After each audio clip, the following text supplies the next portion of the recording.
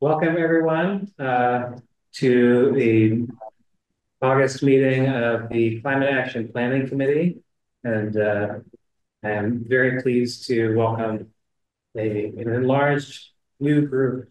Welcome back to our returning members, and so excited to have all the new members with us tonight.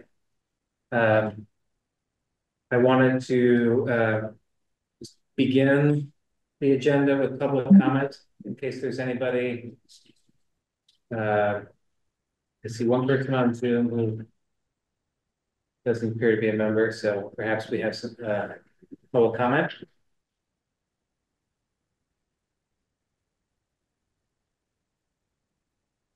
Or maybe we just have a fan club. Yep. Just wanted to give them a long awkward pause in which to raise their hand or, right. Well, Lori, welcome. It is a public meeting and the public is most welcome to attend either in person or on Zoom. So I wanted to begin the meeting with like a bit of an orientation, ostensibly for the new folks, but I think even us returning folks could use a bit of a what the heck happened last year review. So I have a presentation that I shared by email before the meeting, and I'll just run through it briefly. And this is going to cover topics 3 through 6, roughly. So I went away to the screen share. Oh, participant screen sharing is disabled. Okay.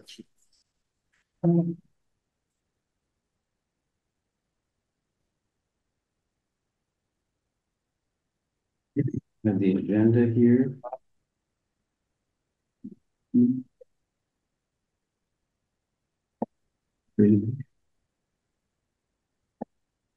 Are you looking for the presentation or are you trying to enable screen sharing? Okay. So I will. Alex, do you think we should first do a roll call? I just you like want to like introductions? Yeah, saying who's here, who's present. Yes, I think that's we haven't done that in the past, but I think introductions make a lot of sense. And I had it on me. Wait, let's see the right to the check.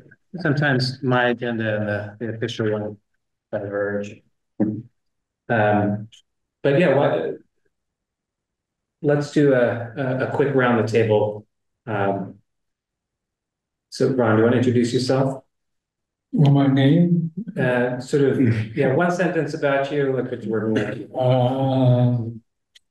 My name is Ron Israel. I, among other things, direct a project called Climate Scorecard that monitors emission policies in 19 leading greenhouse gas emitting countries around the world. I'm Kyle Johnson, a new member. In my normal life, I'm a learner designer at Boston College, work with online learning and technology at BC. Eric Miller, also a new member. My climate-related activities are doing talks around electric vehicles and charging infrastructure, things like that. My name is Kim Johnson. I'm a new associate member. Don't have a job in climate studies, but I'm happy to join and help out. Susan. I'm Alex Hasha. I have been serving as the chair of the committee for the last half of last year. I'm a data scientist professionally, and have been focusing on the sort of buildings and energy section of the Climate Action Plan. Matt Panucci, also a new member, by day consulting and nights and weekends as board chair of the Friends of the Blue Hills. Milton, president, obviously. All right, let's complete here in the room with Jack, and then we can go on to Zoom. Oh, sure. My name is Jack Turner. I'm the environmental coordinator. I've been here for a little over a year, and I mainly, my primary roles are stormwater, in the engineering department, and solid waste in with the DPW, and everything else, environmental. I'm gonna start with Fiona. Top right here. Hi, everyone. I'm Fiona Jevin. I am a new associate non-voting member. Also, I'm new to Milton as of last year. My day job is I'm starting as an assistant professor in ecology at Babson College in January. I'm a forest ecologist by training, so really interested in urban forestry and conservation. And my 8-month-old is also here with me, so forgive me.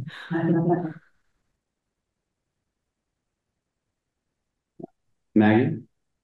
Maggie Oldfield, I own a nursery, local business, the Nursery. So my passion is trees and preserving open space and planting more trees. And I firmly believe if we preserve more, we'll have to mitigate less.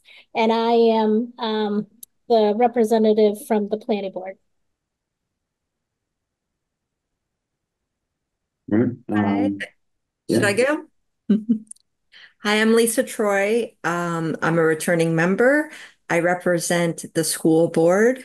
I had a career in education for 18 years, and for the last 3 years, I've worked in renewable energy, specifically renewable energy credits. And I'm working with the transportation issues in our climate action plan. And I've lived in Milton. I think I'm in my 18th year. Hi, everyone. My name is Anna Morgan Barsamian. By day, I work at Boston Medical Center as a program manager, and I have a background in public health. I also work per diem as a pediatric nurse. I've lived in Milton for 2 years, excited to be part of this board as an associate member. So hello, everyone, and thank you for having me.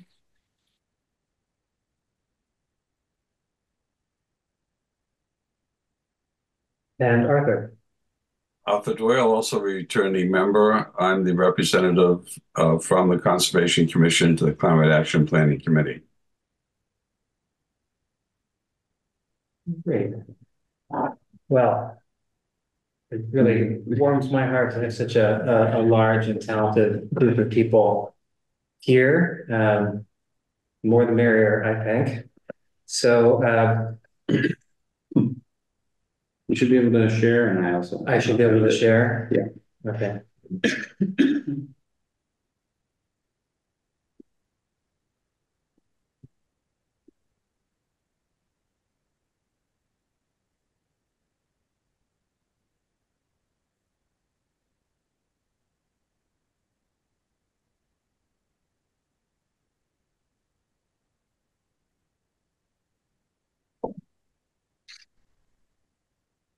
Okie dokie.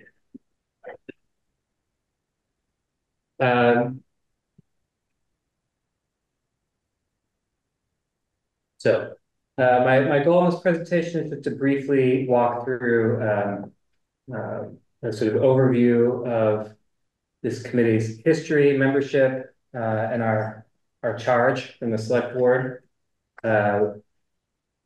This is the beginning of the second full year of this committee's existence. And we'll summarize sort of what we achieved in the first year and what we're trying to do next.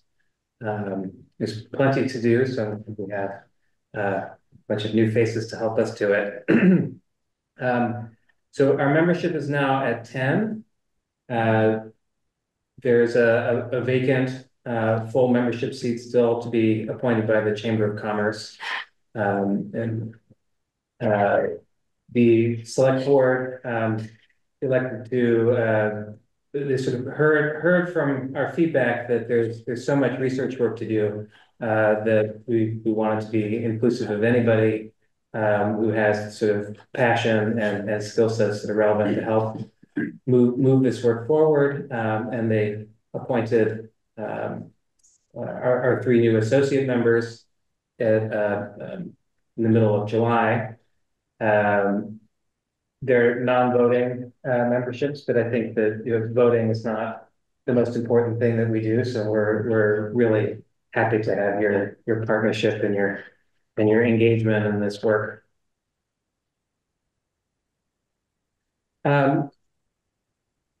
So at a very high level, what we're doing here is trying to flesh out Milton's part of executing on Massachusetts' overall climate plan and goals.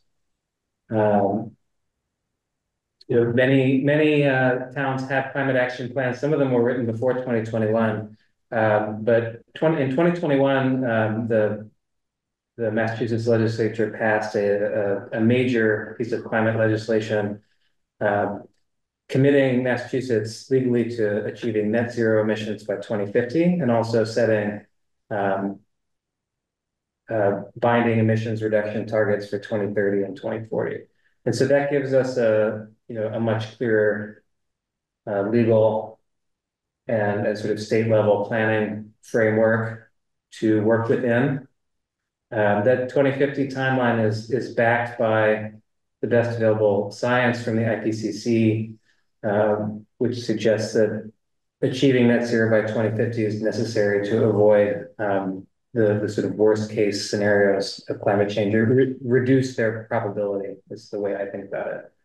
And there's urgency, even though 2050 sounds like a long time from now, the infrastructure that we use every day that burns lots of fossil fuels has a pretty long lifespan. And so we need to be moving with urgency to start replacing them with the technologies available today.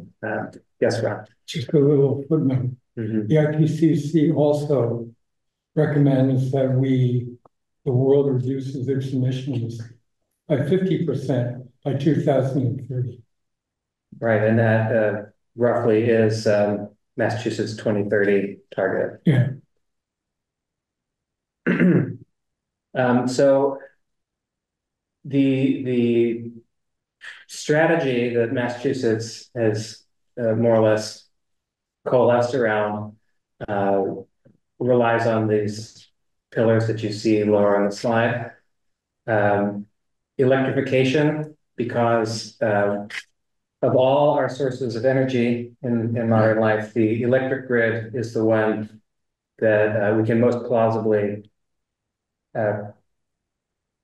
continue to produce the amount of energy we need and increase the amount of energy we need using renewable sources. It's not an easy problem. It's not it's not going to be necessarily a smooth path, but the electric power industry definitely has plans in place to not just get to completely renewable energy over the next decades, but to expand the supply of electricity to meet society's needs over those times. So the places where we use fossil fuels in our everyday lives and in industry should be transitioning over to electric technologies. That's what electrification means. And that's why you hear so much about EVs and heat pumps, because our cars and our home heating are kind of the main places that our personal carbon footprints come from these days. Another pillar is energy efficiency, because if we try to shift all our fossil fuel usage over to electricity, but we don't do that thoughtfully and sort of minimizing the total energy consumed to meet our needs, the amount of additional electricity that would be needed would be entirely overwhelming. So you'll find a strong emphasis on energy efficiency in the state's plans. When we adopted the opt-in specialized building code in May, there were major energy efficiency enhancements in that, and that's part of the second pillar. Clean electricity, we already started talking about that. The power grid, if we're going to move everything to electricity, the power grid needs to be getting cleaner in parallel. That's not directly within the town's control, whether the utilities and the sort of consortium of entities that bring electric power into our lives achieve these goals. But I think we need to be aware of what's going on and kind of plugged in with how that transition will impact Milton. And finally, carbon removal, and this is where conservation comes in. The goal is net zero emissions, not zero emissions. Even in the most aggressive plans, there are uses of fossil fuels that are very unlikely to be eliminated by 2050. There's no sort of currently plausible technology pathway for that. And so the net zero is the carbon dioxide that's removed from the atmosphere each year by natural lands, or maybe by 2050 by sort of industrial carbon removal.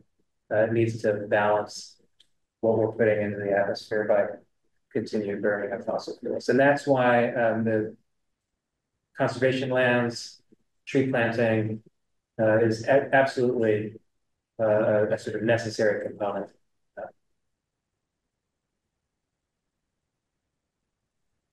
So we have a sort of 2-page charge from the select board that defines our job. It's a lot of words, and so we felt that it was important to have a one sentence mission statement for the committee. And the way we position ourselves is that we advise and engage the Milton community on how to mitigate the damaging impacts of climate change. So second sentence is we do that through planning to reduce emissions, right? So avoiding the worst case scenarios by doing our part to meet Massachusetts emissions targets, but also focusing on adaptation and resiliency. So there's a certain amount of climate change baked in already, and we're not the only committee in town or the only group that's sort of looking at risk assessments or managing weather-related risks, but that's part of what we're planning for.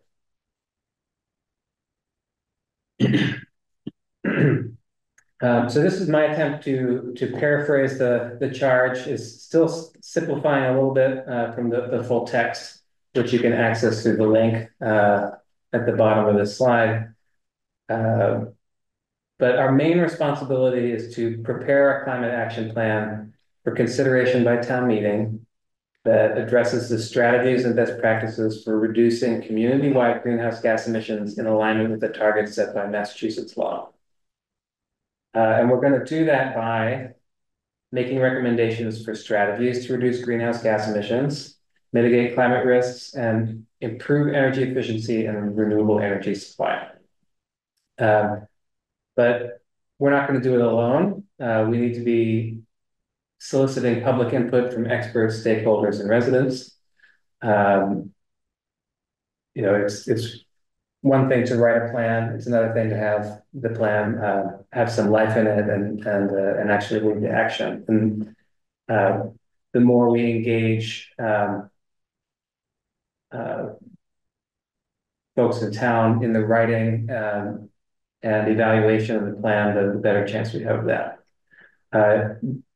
The charge also explicitly asks us to review and evaluate town bylaws, regulations, and policies and how they play into this, and then measure the implementation and progress of the strategies set forth in the plan. And to me, that suggests that once we've got the plan written, we'll kind of shift into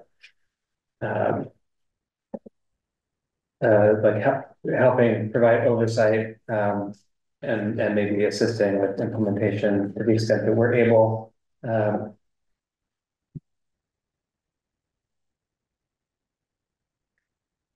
So the way that we've organized our work over the last year is we spent the first few sessions kind of figuring out what are the major topic areas that we need to drill down into. First split is between greenhouse gas emissions reductions on the one hand, and mitigating risks and improving our resiliency to climate impacts on the other hand.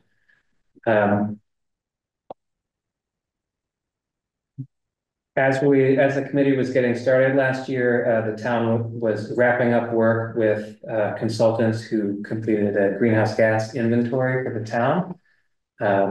So we had one done in 2017, I think, and another one done in 2022. I mean, it was done last year using the latest available data, which was for 2022. And these bullets on the left are kind of the buckets when carbon accountants do emissions inventories. There's a kind of standard set of categories that emissions are broken down into, and it's more fine-grained than this, but these are at kind of a high level without requiring a lot of specialized vocabulary. These are the areas of focus. Transportation is our largest single source of emissions in Milton at 53%. That's because the way they define transportation emissions is any car that's inside of Milton emitting carbon dioxide from its tailpipe, that counts for our budget. Sure. All the cut through traffic on the highways. That's why I'm late. What's that? That's why I'm late. Counts. So another way of looking at it is if you wanted to count the tailpipe emissions of Milton residents, wherever they might be driving. We did an estimate of that as well. That would put it second. And in towns similar to ours that don't have highways going through them, transportation's often the second largest. So the next biggest bucket is our what the consultants called stationary emissions. So that's primarily direct fossil fuel combustion in our homes. Because this is such a predominantly residential town, the emissions from private residences are sort of 3 times what are coming from municipal commercial buildings. And this includes scope 1 and scope 2. So scope 1 is that direct, like I'm burning fuel oil in my basement, or I have a natural gas furnace. Scope 2 is when I use electricity, that is causing mostly natural gas to be combusted somewhere else. And so they include the emissions from the electricity that we consume. So scope 1 and scope 2 in buildings sort of adds up to this 42%. And then it's a big jump off from there. The next largest category of emissions are fugitive emissions, and that's basically gas and refrigerant leaks, primarily natural gas leaks from the town's natural gas networks. The data on that is incomplete, though. It's quite possible that number is larger than that. Yeah, I don't know why 17% is coming to mind. Yeah. And then waste management is a small but non-trivial source of emissions. Our solid waste and recycling life cycle emissions. Then I put it at the bottom. It's not the smallest, but it's sort of a different kind. Natural land conservation. Sequester our existing natural lands, the Blue Hills, the kind of tree canopy on private property, all the plant life here in Milton is respirating carbon dioxide, growing, and putting carbon into the ground, enriching our soils. A rough estimate of how much of our townwide emissions that sequesters annually is about 6%. and that's not too far off of the sort of statewide carbon sequestration services from natural lands. So that to achieve net zero, we have to maintain and hopefully expand that number. Fine. And then on the right-hand side, we've got the sort of major buckets of climate risk. We as a committee agreed to kind of break this down into heat waves, intense storm and wind damage, flooding. I actually added this one in the last week, so forgive me, but I've been thinking about a lot. The energy security and grid resilience, as the state or sort of Northeast grid is trying to move from the old way of doing electricity to the new way. There could be blackouts, there could be mistakes. And so I think keeping tabs on how the energy transition might just sort of directly have some negative impacts, especially in the short run, is something that I think we need to keep an eye on. Then wildfire and drought. So what I put under each of these is the name of the committee member who has been kind of leading the charge on these topics. As you can see, we kind of lost the thread a bit on the risks and impact side of the house. I think our primary responsibility is a plan for reducing emissions. So we focused what energies we've had on those buckets. I do want to get to risk management and adaptation as well, but we need the bandwidth and the energy to make progress there. So there's a lot of the sort of working groups on the risk side are dormant. So what I'm hoping will happen, we can discuss this towards the end of the meeting or offline after the meeting. I'd like to get everybody kind of picking at least one, if not more, of these working groups to sort of get involved with. And these will roughly be chapters in the climate action plan. So we'll be moving towards writing those chapters in the coming months. So I want to, the other thing I did to prepare for this meeting is, we have a OneDrive in the town's SharePoint space with all our documents from last year. Honestly, it's like a bit of a mess because it was a personal OneDrive of Josh Eckhart Lee, who's now left town staff, and so like nobody really has total control over it. I took some time to go through that and like move the key documents into a Google Drive that I'm the administrator of, at least, so I can make sure that everything's sort of organized and accessible. If I've made any mistakes with permissions, at least I can fix them. But so tried to get everything organized. So this slide has links to the kind of key state planning documents that I think that we should all be getting really familiar with over the coming months. They lay out the goals. They don't have the exact same kind of chapter breakdown, but it's roughly the same. Definitely transportation, buildings, and so to the extent that we're defining goals and sort of major strategies for achieving them in our municipal climate action plan, it should be anchored in the goals and strategies in the state's plan. Unless we feel like we know better than, which we may sometimes. A new resource, actually, which I just discovered while preparing for this, is the Massachusetts Climate Report Card. And that is the most sort of crisp and succinct summary of the goals and the metrics that the state's using to track them that I found anywhere. So that's a really nice resource. And then this slide here is my attempt to organize the sort of key outputs of the committee's research from last year. So the first link is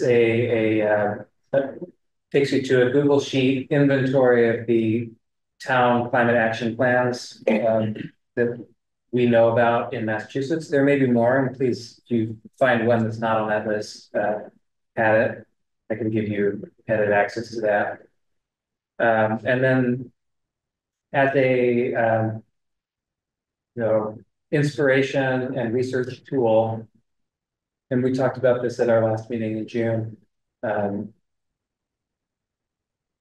I built an AI tool to read all those PDF documents and extract their goals and actions into kind of a spreadsheet, so you can filter and sort and all that stuff. It's about as accurate as you'd expect asking ChatGPT to do something like that. So you know, want to verify any critical information back in the source before you act on it, but I think it's generally pretty good at finding stuff and categorizing it correctly. I have started a kind of master document for the climate action plan. So there's a link there. Something we need to kind of come together on is how do we want to assemble a coherent single document from all our work, but I don't think that's the first challenge. And then I've set up a shared Google Drive that has, it's broken down by those chapters like buildings, transportation, droughts, etc. And I went through the SharePoint and found for each of those, we did a research outline earlier in the year, and then sort of condensed that to a one-page summary of key recommendations. So I think we have that for every single topic.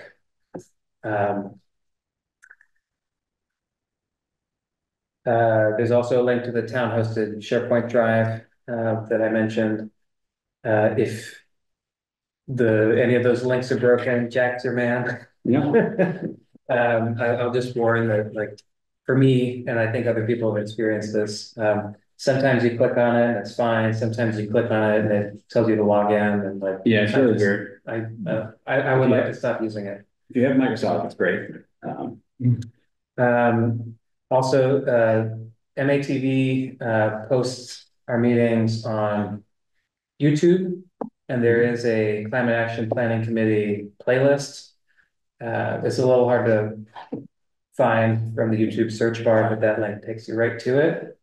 As does that bottom link there, will take you to a listing of the agendas and minutes from our past meeting. So any curiosities you have about what we talked about last year, you can go binge watch it. I also wanted to talk about, we actually have a fair number of digital tools and resources available through Sustainable Milton that any of you can use for committee purposes. We have a Google Workspace of our own for Sustainable Milton. So if you want to at sustainablemilton.org email address so that you can kind of collaborate in that space, use the Google Docs tools that are there. That's an option. You don't need to have a sustainablemilton.org account, but that's like where I'm putting a lot of the shared drives and all that stuff. We have a Canva Pro account for nonprofits, and this is squarely within our mission. So, it's a really easy to learn tool for making like social media visuals or any kind of graphic design for amateurs is super easy in there. Recently we got a Microsoft Office license, a nonprofit license. So like I had a bunch of issues over the last year interacting with the town system because they're all on Microsoft, and like the design templates that we got from our consultants last year are Microsoft Word. And yeah, I think when we get to the final document, like Google Docs is not going to be rich enough for what we need. So we do have that. Like if you don't personally have a Microsoft Office license, we can get you one through Sustainable Milton. We also have a climate action website, which I'd love to have you sort of look around and give feedback on. It's sort of focused on like, I'm a resident, what can I do? And trying to give sort of actionable recommendations about how to take meaningful climate action. But it's a resource for us, I think, if we want to extend it or put communication materials on there, that's an option.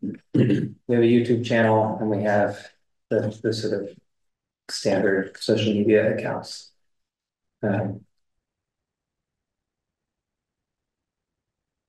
So what I'm hoping all of you will do is pick the topical working groups that you want to be a part of.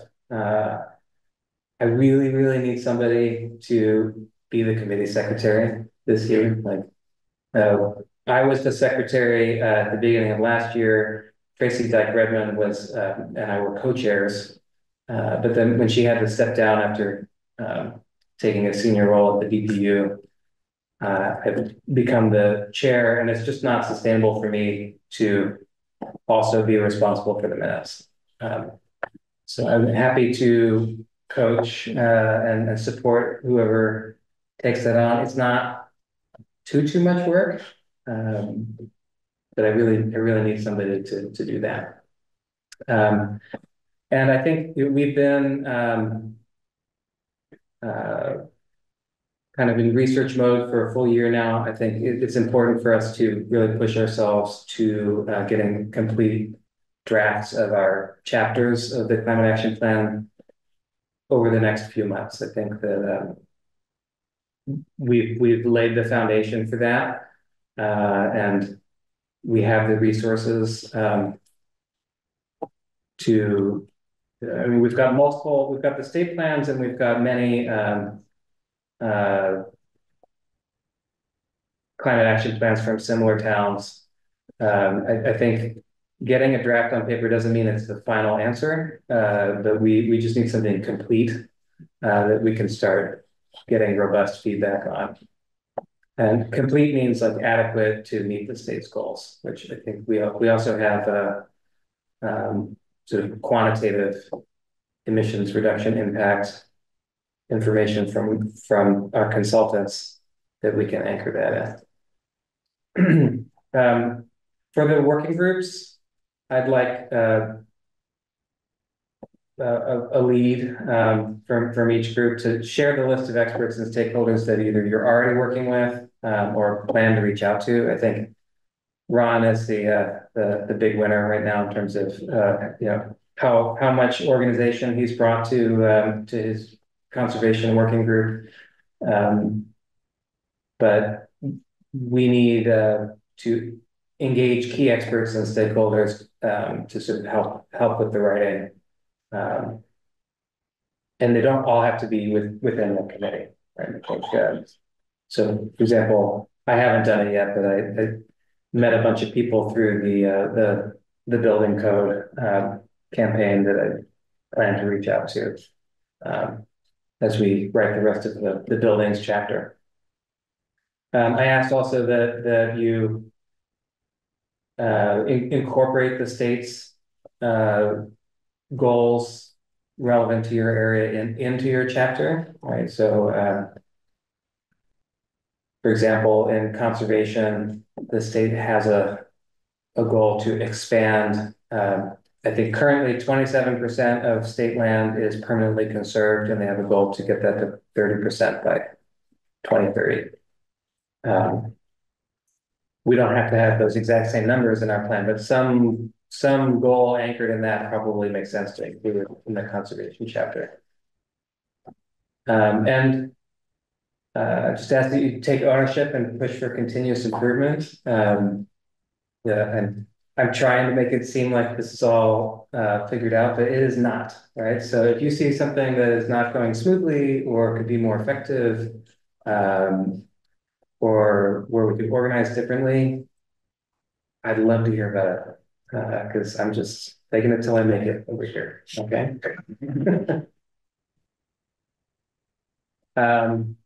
And so in a previous document, I think it was our engagement plan, which was linked from one of the emails I sent. We had originally set a timeline to have our draft plan done by now.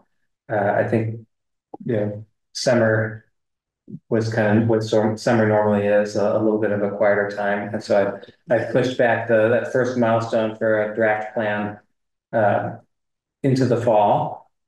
When we've got a complete draft, the focus will be on broader community engagement and soliciting, you know, effective feedback and buy-in to that plan.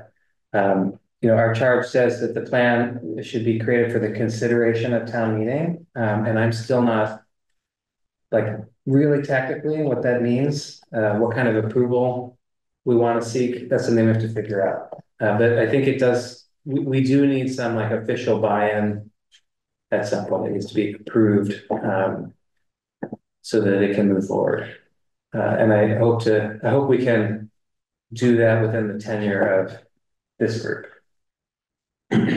And then once we get past that approval milestone, I think that I strongly doubt that plan will be able to continue without modification or updates through 2050. So I foresee a kind of implementation, monitoring, and regular updates life cycle after that. And we'll probably write about that in the plan. It's something that we'll need to figure out.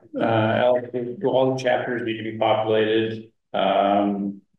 In other words, is you know, with the left-hand side, which is really all about reducing emissions, which is probably more important than mitigation. Would we ever submit a document to town meeting with just kind of left-hand side done, and then I think push that's out the up right-hand to side? us. Yeah, I think that's up to us. I'm open to that. I think that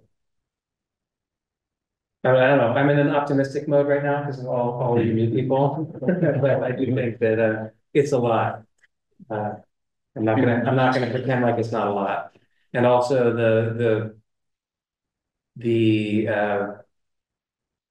risk side of it is we're not starting from such a blank slate over there, because the town has been through the 2 cycles of the municipal, at least 1 cycle of the municipal vulnerability preparedness process. And we have a natural hazard and mitigation plan already.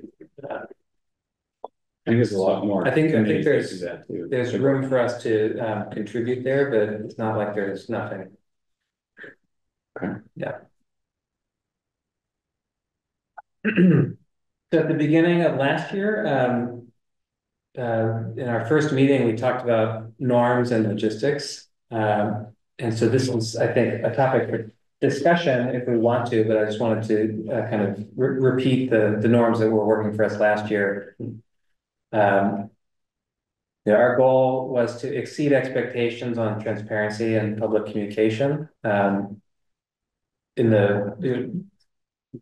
When we had a dedicated secretary, the goal was to get the draft minutes out within about a week after the meetings. And we were posting draft minutes before we met again to approve the minutes.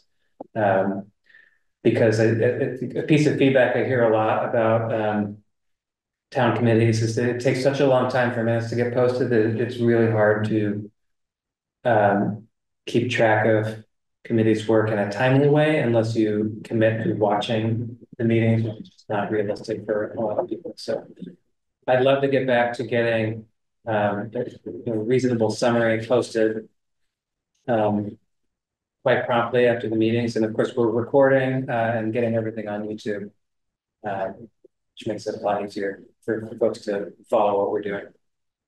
I think we did a good job last year, and would love to continue to treat each other with respect and the residents we serve as well. The climate change can be a strongly partisan issue, but I think our goal is we're not going to get buy-in and sort of build the energy around meaningful climate action by taking an adversarial relationship with people who don't share. I mean, I think we're all here because we're concerned about climate change and think that action is important. Taking the adversarial stance for people who are not there yet is not going to make us successful. So focus on building trust and buy-in, and not scoring points when you're communicating with each other and with the public. When we have materials to share with the committee and we want people to look at them before the meeting, try to distribute those by the Friday prior. So assuming we continue meeting in this Thursday time slot, last Friday would be the day. You can send it to the chair and the chair will distribute, or you can send it to everyone. That we just need to be very careful not to like if we are going to start a thread with the whole committee, we can't have deliberation.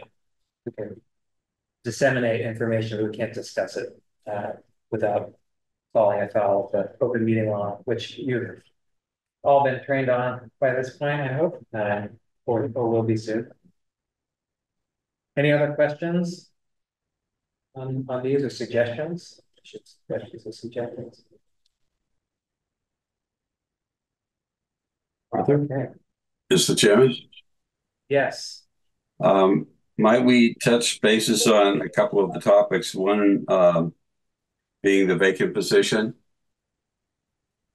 Maggie's a member of the Milton Chamber, if I recall correctly, and had some conversations about this. Maggie, was there any update to you from the chamber about a representative? No, unfortunately, there's no update. So I'll reach out to the president again. And, I gave them the list of all the residents who applied, and they were aware of the residents who applied. But they haven't taken any action yet. So I'll reach out again to Joe and see what they want to do, and maybe I would just ask if they just would like, if they would just like the selectmen to just appoint somebody at their discretion, because the selectmen are the appointing authority. So I'll reach out to Joe and check back in. Yeah, there was one more applicant who I'm not sure what the select board's intent was when they were appointing the associate members, but I wouldn't be surprised if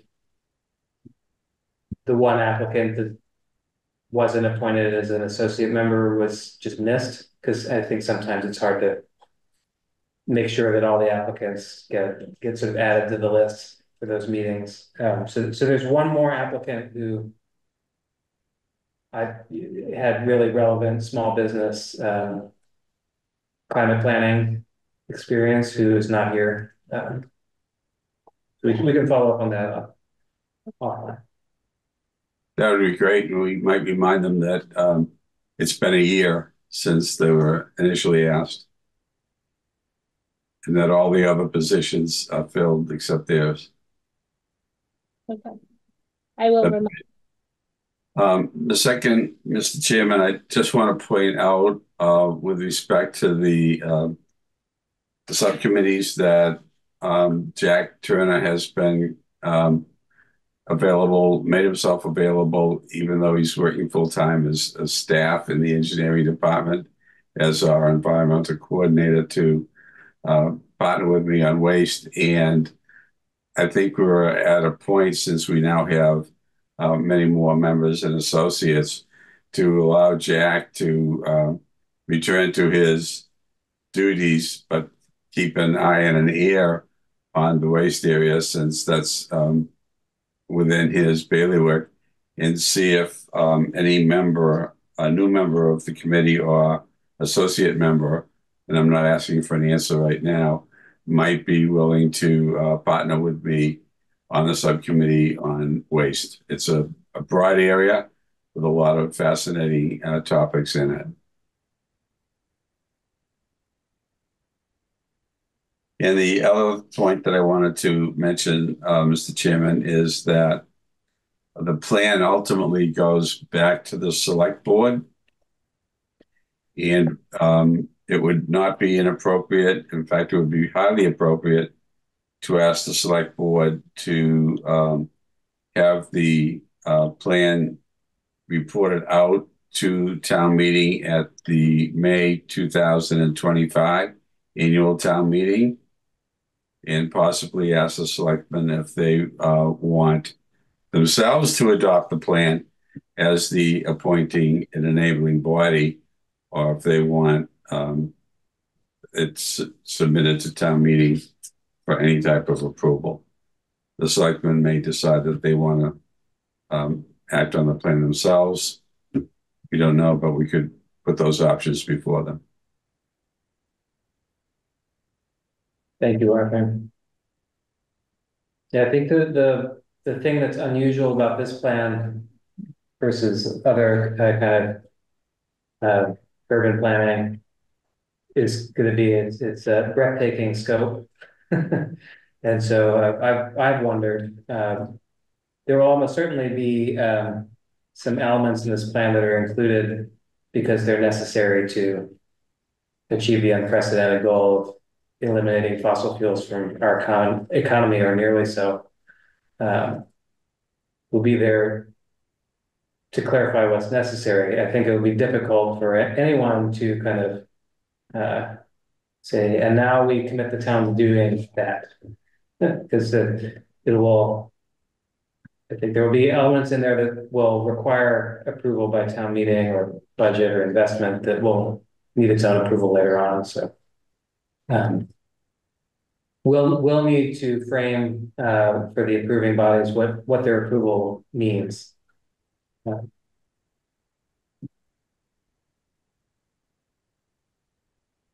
Maybe I'm overthinking it, though. That's been known to happen. Okay. Are there any other comments before we move on to topic 7, which is the election of a chair and secretary? Mr. Chairman, yes. Since my hand is still up, I will move that the Climate Action Planning Committee appoint Dr. Alex Hasha to continue as chair of the Climate Action Planning Committee. Second. Thank you, Ron. So there's a motion on the table. Is there any discussion? I would just like to say thank you to Alex for this past year. He really is such a great leader. Not only is the committee lucky to have him, but the town is lucky to have him. He's passionate about it. He's kind. He's accepting of all different viewpoints. And I just want to say thank you personally to him. And for those new members who may not know him, I have only known him for this year, and I just think he's a great leader. So I do hope you support him. And thank you, Alex. Is that a second, Maggie, to the motion? Yeah, we had a second from Ron. I really appreciate you saying that. I will accept the nomination. I will comment that I fantasized about being able to be replaced at certain points in the last few months. So I don't accept it without reservations or with glee because I think that I have struggled with organizing the committee's work in a way that's like coherent and makes the best use of everybody's talents. So I accept the nomination with the caveat that I would really love input on how to get us humming and sort of better delegated with everybody feeling like they've got their own piece of the puzzle that they feel ownership over. So if there's anything I could do to make that more true, or anything you could do to make it more true, please. Let's talk about it. Any other comments before we vote on the motion? Okay. So it's hybrid meetings. We have to have a roll call vote. I'll start in the room. Ron. Yes. Yes. Mr. Johnson. Mr. Miller. Yes. I vote yes. Mr. Panucci. Yes. Okay, online, Ms. Oldfield. Yes. Ms. Troy. Yes. Mr. Doyle. Yes. Okay, I think the yeas have it. Yay. All right, and now the part that I'm more nervous about. Do we have any volunteers for the secretary role? Am I able to ask a question about that role? Absolutely. What, since you only have two roles noted here, in my mind, helping organize and secretary aren't necessarily the same thing. So I'm curious what the secretary role is expected here. The secretary is responsible for producing the minutes. I'm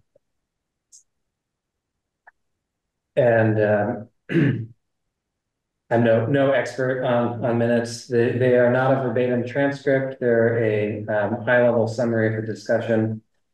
They need to record some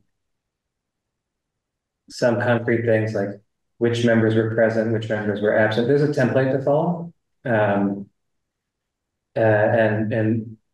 the motions and who submitted the motions, the text of the motion, second, and the vote need to be recorded. That's the sort of minimum bar. I've tried to now that the meetings are consistently posted on YouTube, I like to include links to the timestamps of when the topic started in the minutes.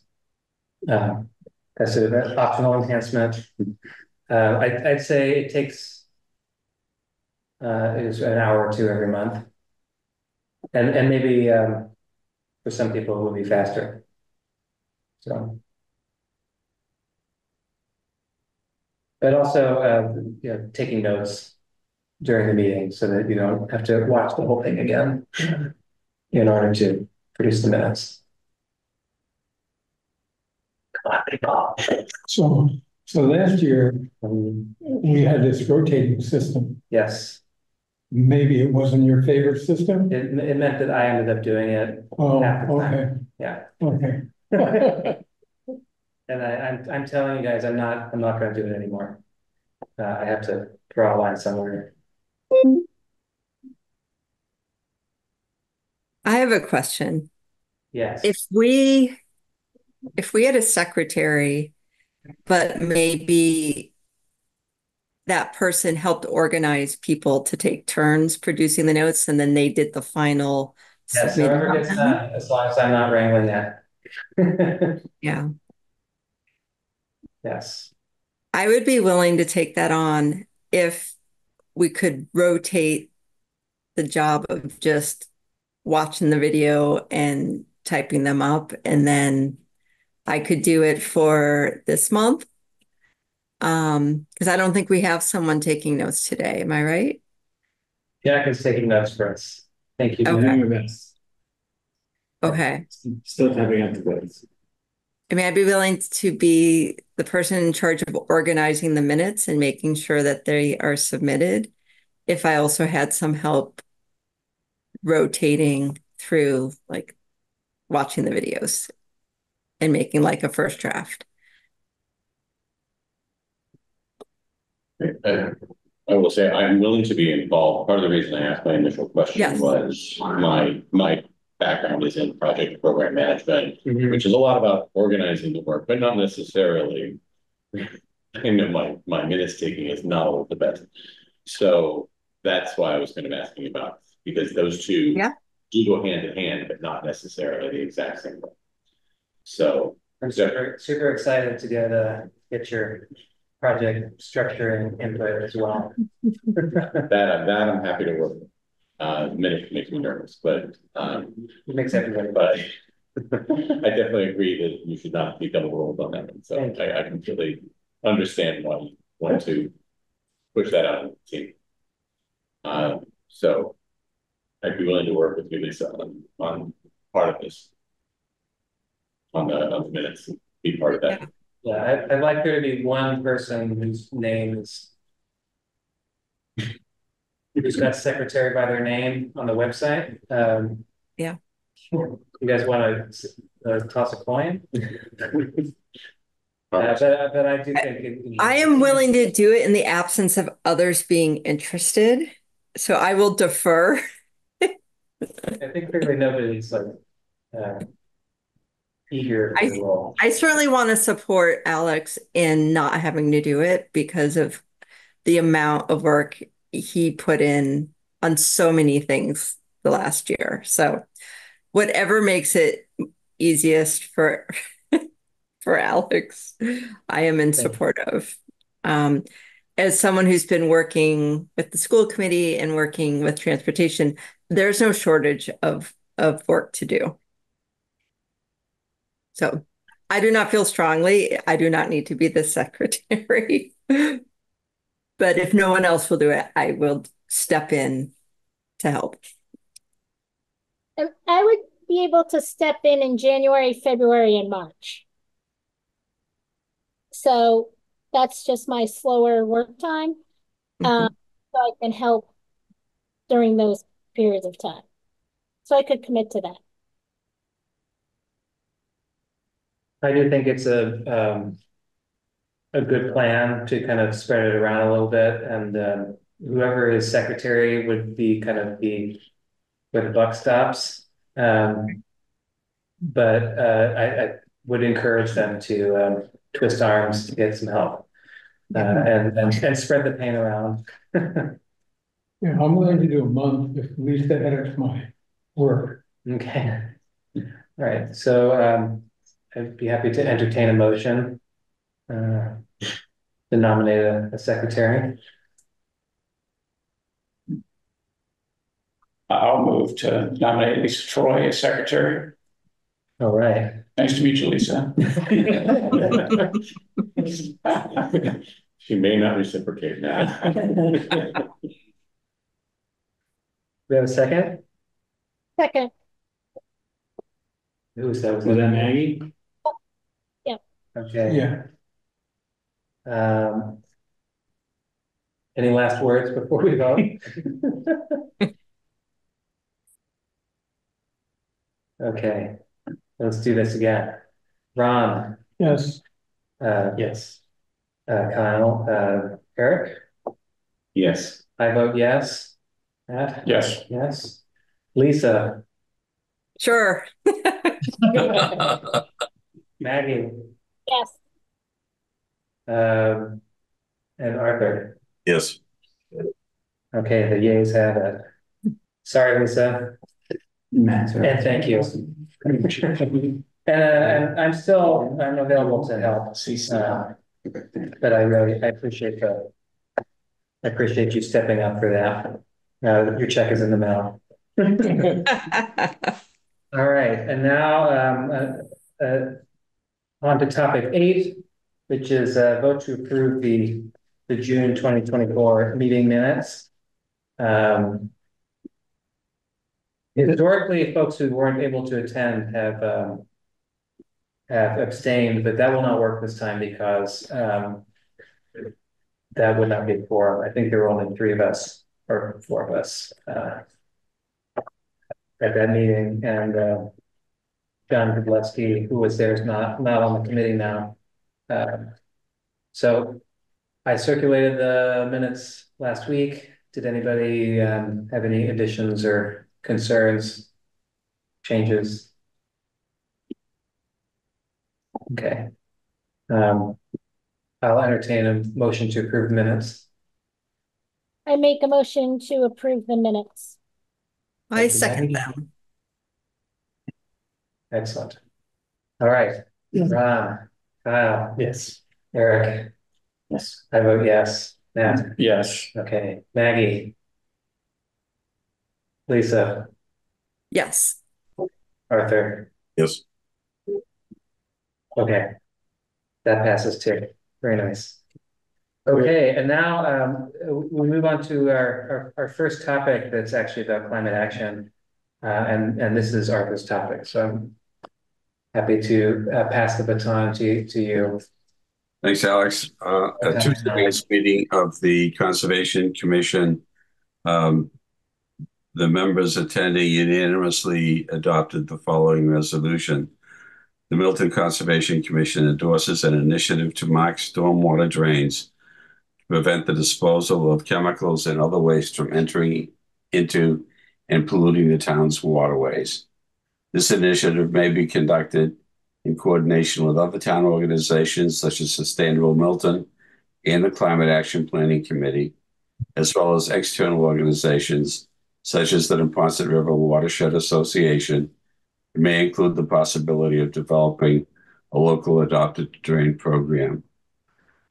This is something that has been emerging over a number of years within the Conservation Commission, as well as without, with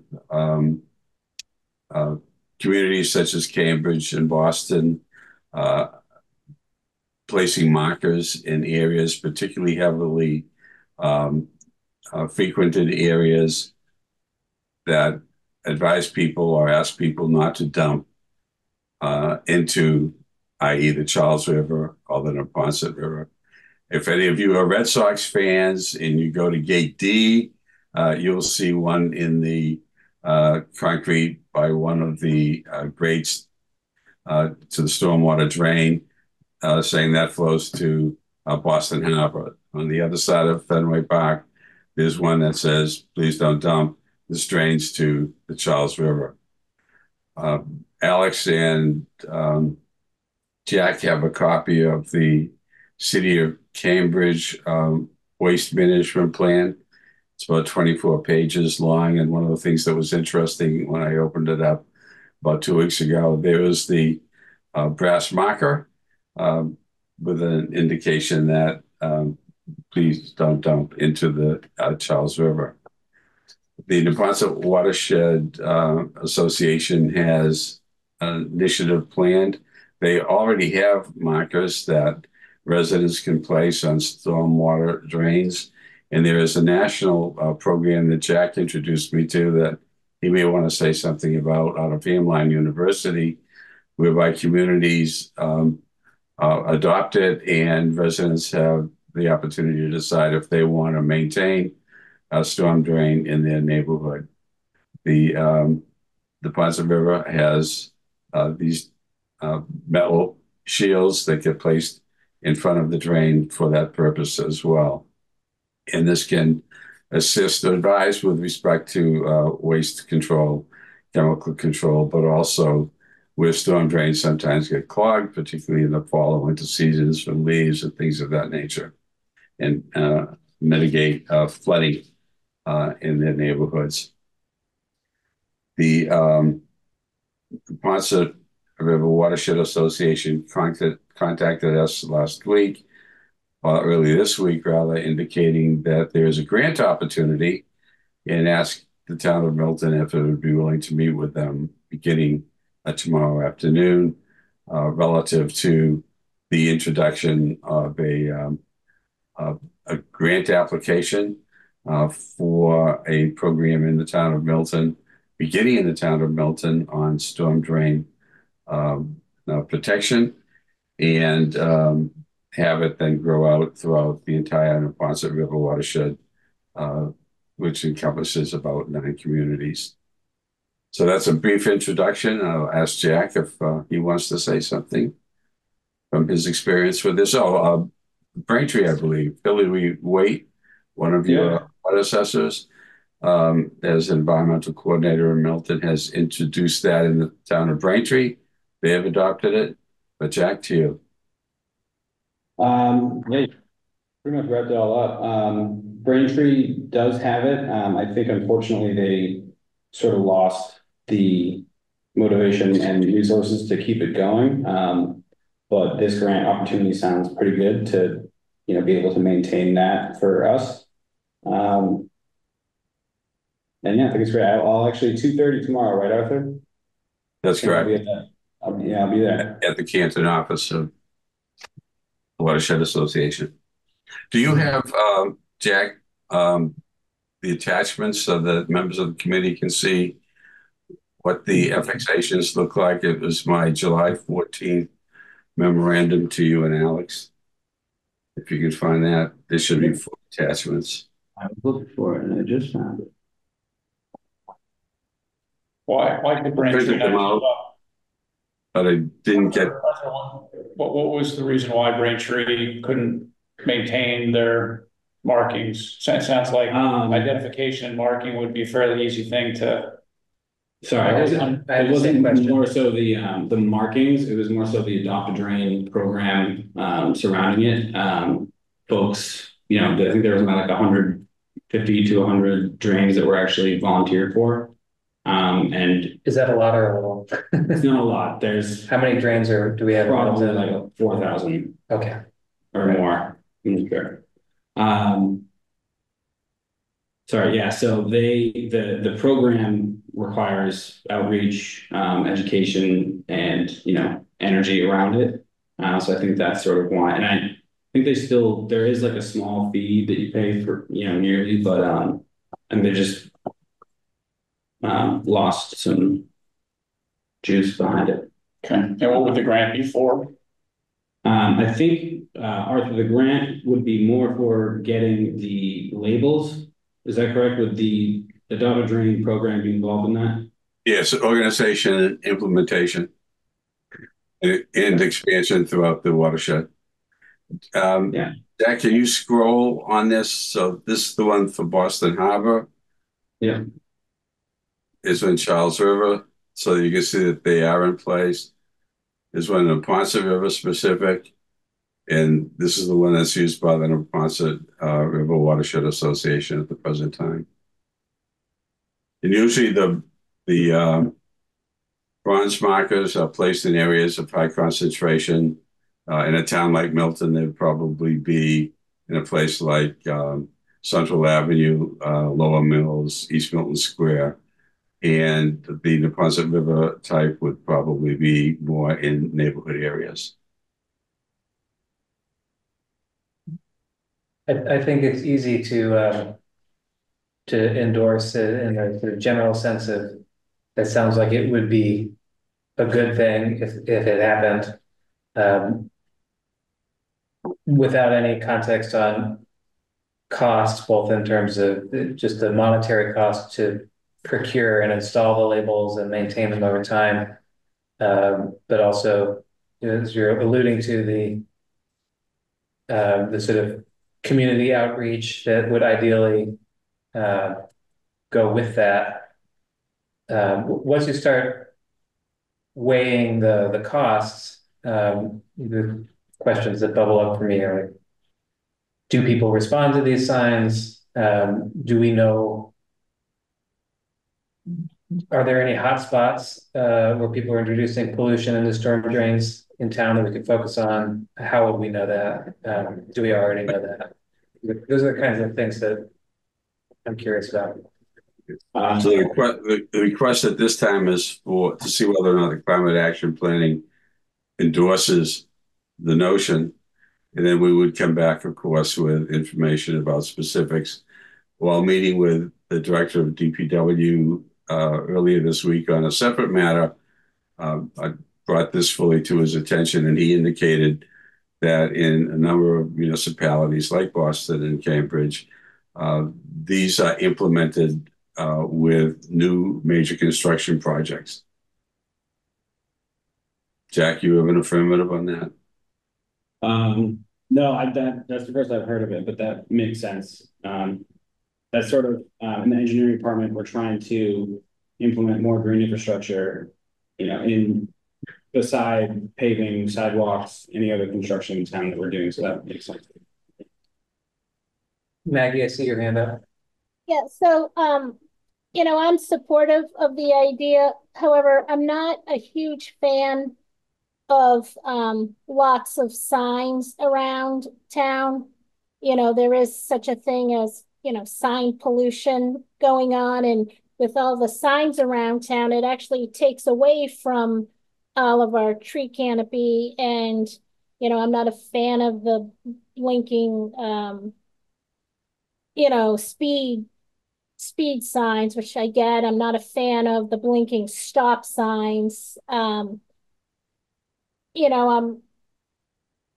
have a lot of wildlife in town, and there's just a lot of light pollution going on with, so I know this wouldn't be blinking, but I would be interested in knowing if they would be bronze, as opposed to some of the other colorful ones. I did Google it quickly, and a lot of them are like colored, which I get because it brings attention to it. But I kind of like things a little bit more subtle. So would it be bronze? And what would the size be? And if we are looking for people to donate, maybe you could do an initiative, kind of like an Adopt an Island sign. So maybe people might want to adopt a marker to put near their houses, and maybe would it have their name or something on it. So how much does it cost per marker for the actual marker itself, and then how much does it cost to install it, just so people might want to contribute to the cause. So those are good points, and these are all of the pieces of information that would be accumulated as part of the grant application with the Neponset River Watershed Association. The bronze type markers are about a foot long and maybe 8 inches high, and they're non-intrusive. The Neponset River markers appear to be about 8 inches wide, 8 inches in circumference, and they are made out of aluminum. Usually signs like that are put on with an appropriate waterproof epoxy. Will stay. The bronze type are usually embedded within the cement. At one point in time, there was an experiment of putting some of those markers on the grates themselves, but after a winter season in the action of snowplows, people said, okay, they go on the sidewalks in front of the grates now. Okay, thank you. You're welcome. The main goal is to reduce the disposal of chemicals and other waste into stormwater drains. And that's a major goal, conservations wise and climate action planning wise. Does I know the Neponset River Watershed Association is doing water testing in the Neponset on a regular basis. Do they see evidence of inappropriate disposal in the storm drains? And can they tell where it's coming from? With any degree of Yeah, for chemical dumps like that, I think you have to be there at the time to really catch them. Depending where you are, in the drain system, it'd be hard to tell just a one-off time where it came from. I'm not sure, if the Neponset River, Watershed Association does find them, and we don't really hear of it. But we do have a IDDE program, illicit discharge detection and elimination, where we have engineering contractors go throughout town testing primarily for E. coli, whether drink illegal sewer connections from houses. Those are easily able to track through the system through repeated testing. And they test for all sorts of other water contaminants as well. So we do have a program to try and find the contamination, but it's Just kind of gotta ask. Doesn't right sound time, like- right time, right place, and it's a long process. Like 10 years, I think, is when we'll finally have every catchment in town tested at least once. Lisa? Yeah, so I volunteer. I monitor at Adams Street Bridge. So I've attended many of their the Ponsets kind of data summaries. And one thing that can be an issue is people throwing like dog waste, pet waste into the storm sewers. Like they have their little bags and they just don't want to take it home and put it in the trash, so that they throw it in the storm drain. So if storm drains get blocked and they drill them out or do whatever they do, and they come up with a a whole bunch of dog waste bags, like that, just having the signage can help prevent something like that. I can also add, I've seen towns where they just had like a template that they spray painted the message on the edge of the sidewalk next to the storm drain. And that might be a lot cheaper than like a little metal medallion. It can also wear off, but the metal can also get snow plowed off or snow blowered off and whatnot. But I don't think that's the issue, right? We're just saying if we support a grant to research the issue, and I would say I'm interested in supporting it, and I'm wondering if we're ready for a motion. Ron? Yeah, I would agree. I would also support it, but for different reasons. And because I think having those signs contributes to a larger effort, which the stormwater project is probably not focused on, but it contributes to a larger effort of raising people's awareness about environmental issues and hazards in our town. So I would be happy to entertain a motion, if seeing no more hands raised. my motion that we, as a committee, support the research that's going to be done into the stormwater drain project. Second. Okay. Any final comments? Mr. Chairman, just to add, Ron's motion, Ron is, that is support of the Conservation Commission's motion. So that the two connect. Yeah. Okay, yeah, so you want me to make an addendum to my motion?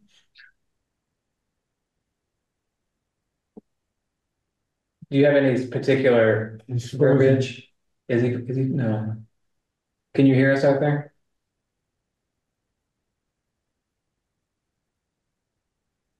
Oh. We can hear you. Oh, okay. Do you want me to make an addendum to my motion? Is that what you're suggesting?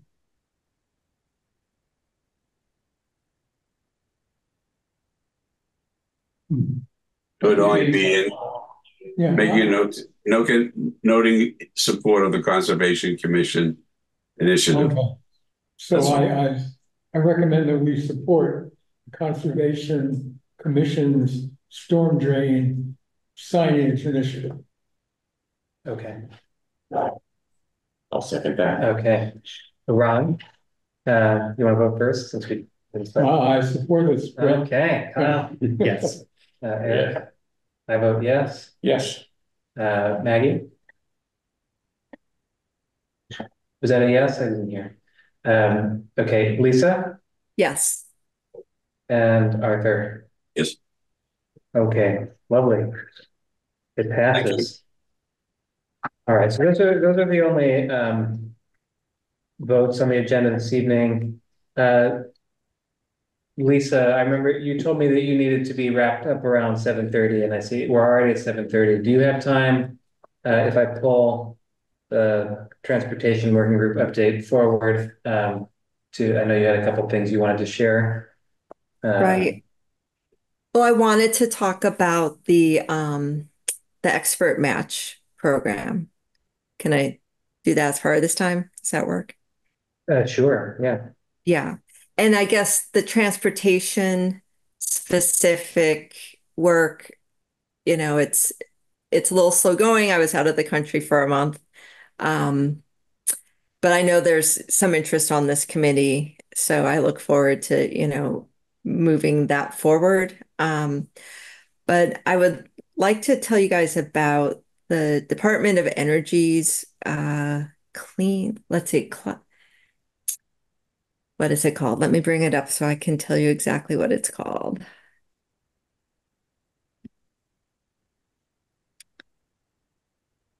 Okay, it's the DOE Clean Energy to Communities program. And within that program, they have what's called an expert match program. So I applied for it on, behalf of the committee, and we received the grant, or received this match. And I can read to you a little bit about it, and I can share this in an email with you all. So the program, it's a DOE funded effort designated to provide technical support to communities transitioning to clean energy and more sustainable energy economies.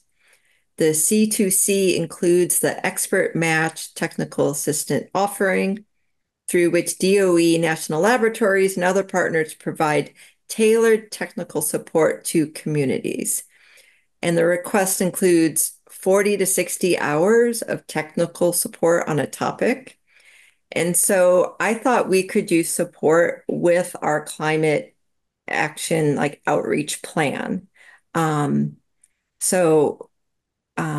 I've had 2 meetings. Alex attended one of those with me, and we're working with a person who, she has her PhD in this work. And she's awesome. And so we've narrowed it down to 3 work areas. And I wanted to bring this to the group for your consideration before I tell her, yeah, let's move forward. And so the first one is she will put together a PowerPoint of the best practices for community engagement. So we can apply this advice to how we get the feedback and how we, keep track of the feedback and act on it. I'm not an expert in that, and I'm pretty sure there's a way to do it. So she will help us with that. She'll provide technical tools. So this will be, maybe similar to what we already have from the consultant, in terms of the strategies that they've offered, but it might also be, I guess the DOE's take on it. So I thought that would be interesting. Oh, and I guess I'm going a little out of order, but she's also going to look at like give us advice on how we can use social media in our outreach plan. Um, and then also provide information on funding opportunities.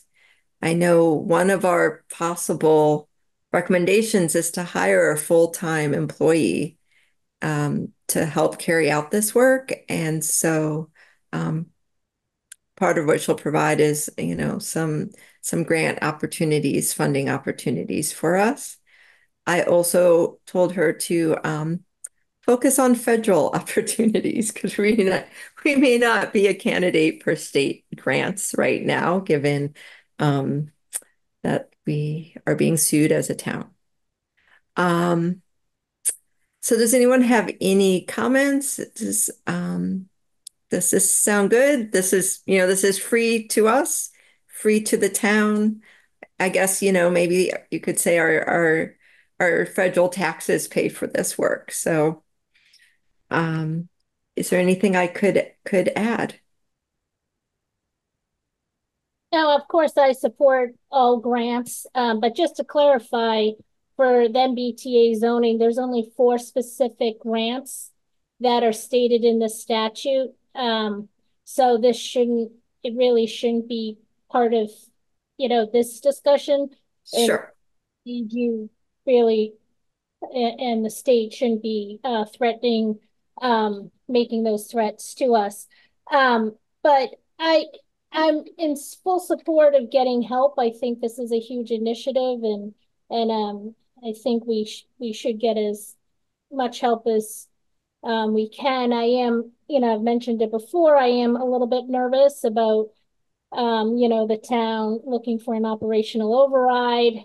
And I just wouldn't want to commit the the town or an employee of the town. I wouldn't want to hire somebody where there's not the likelihood of a recurring contract. It's so I would just be a little bit careful about pushing to hire somebody at this moment in time with the lack of funding that the town has at the moment. But I'm in full support of trying to reach out to anybody who would help. It could be funding of any kind, right? Could be hiring an intern. It could be, it's very vague.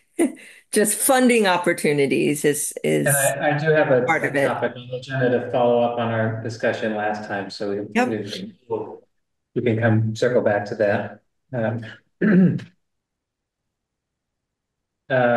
We can make sure that scope of work document is shared through the shared drives. Make sure that you can all see and access that. I don't think we need a sort of formal voter endorsement here, and so I didn't put a vote on. Yeah. But going forward, I think when those meetings are getting scheduled, we can make it. I think it would be a little crazy to try to coordinate across everybody's schedule for that, but we can at least make it known when those meetings are happening. If people want to sit in. Certainly. No restrictions if less than a quorum of us sit in, which I think is probably the most likely outcome in the real world. But if we have like all of us, I think we need to make sure that we're just listening.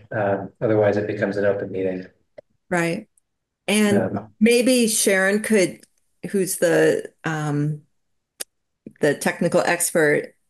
I don't know if her availability, but she might be able to come to a meeting.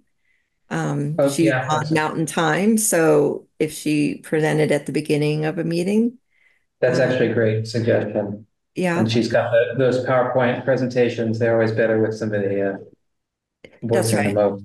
Yeah. And then the second point is the scope of my application was about helping us with an outreach plan. But we could apply again for just a different subject that we might need technical assistance with.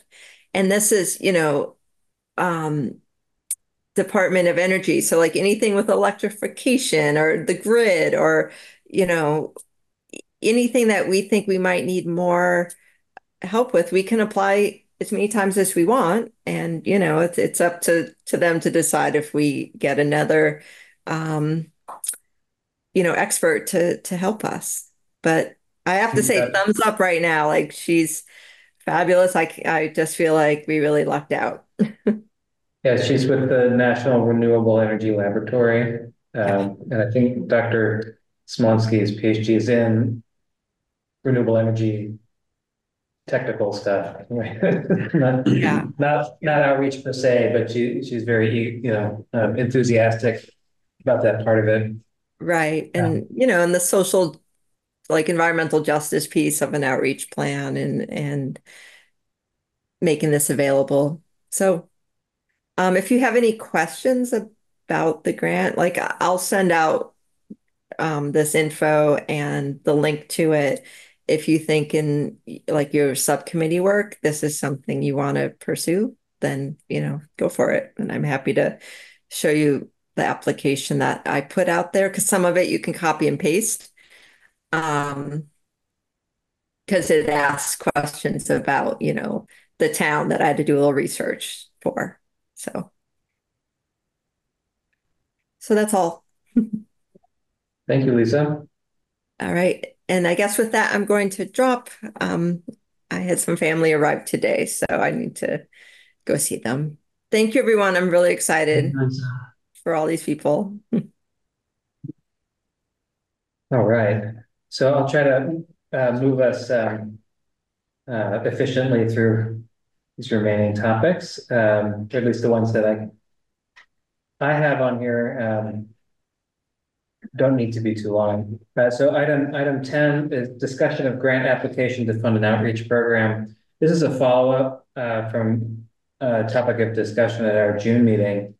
And just to recap that, since most of you aren't there, there is a grant opportunity called Energy Efficiency Conservation Block Grant. And it's another Department of Energy source of funds. Is federal funds, but they're administered through the State Department of Energy Resources, and they're available for a variety of use cases. I linked details in the sort of Google Doc agenda that I sent around. Encourage you all to look at those. Last time we discussed two possible uses. One is seed funds for a permanent staff member, sustainability staff. And we had discussion kind of in line with what Maggie was starting to say earlier around that. A second option is it can be used sort of one-time funds for an outreach program. And there's a nonprofit that I've worked with in the past called Mass Energize, which is really interested in working with towns under that grant to do sort of electrification, social media campaigns, and like heat pump coaching. I think this is all great stuff. My update is I reflected on this since the last meeting, and I personally decided not to work on that grant application. It's due tomorrow. So in case any of you are working on it, like now's the time to bring that up. I didn't do anything because we had a I think there are some non-trivial challenges to pushing for full-time staff to support sustainability now. Not just because of our town's budgetary pressures, and though that's a very important point, well taken. I think other towns that have done this and brought in a sustainability director usually do it after the climate action plan is written and approved, and because then you can say, look at all this stuff, who's gonna do this stuff, right? And I strongly believe that the town should have a sustainability director.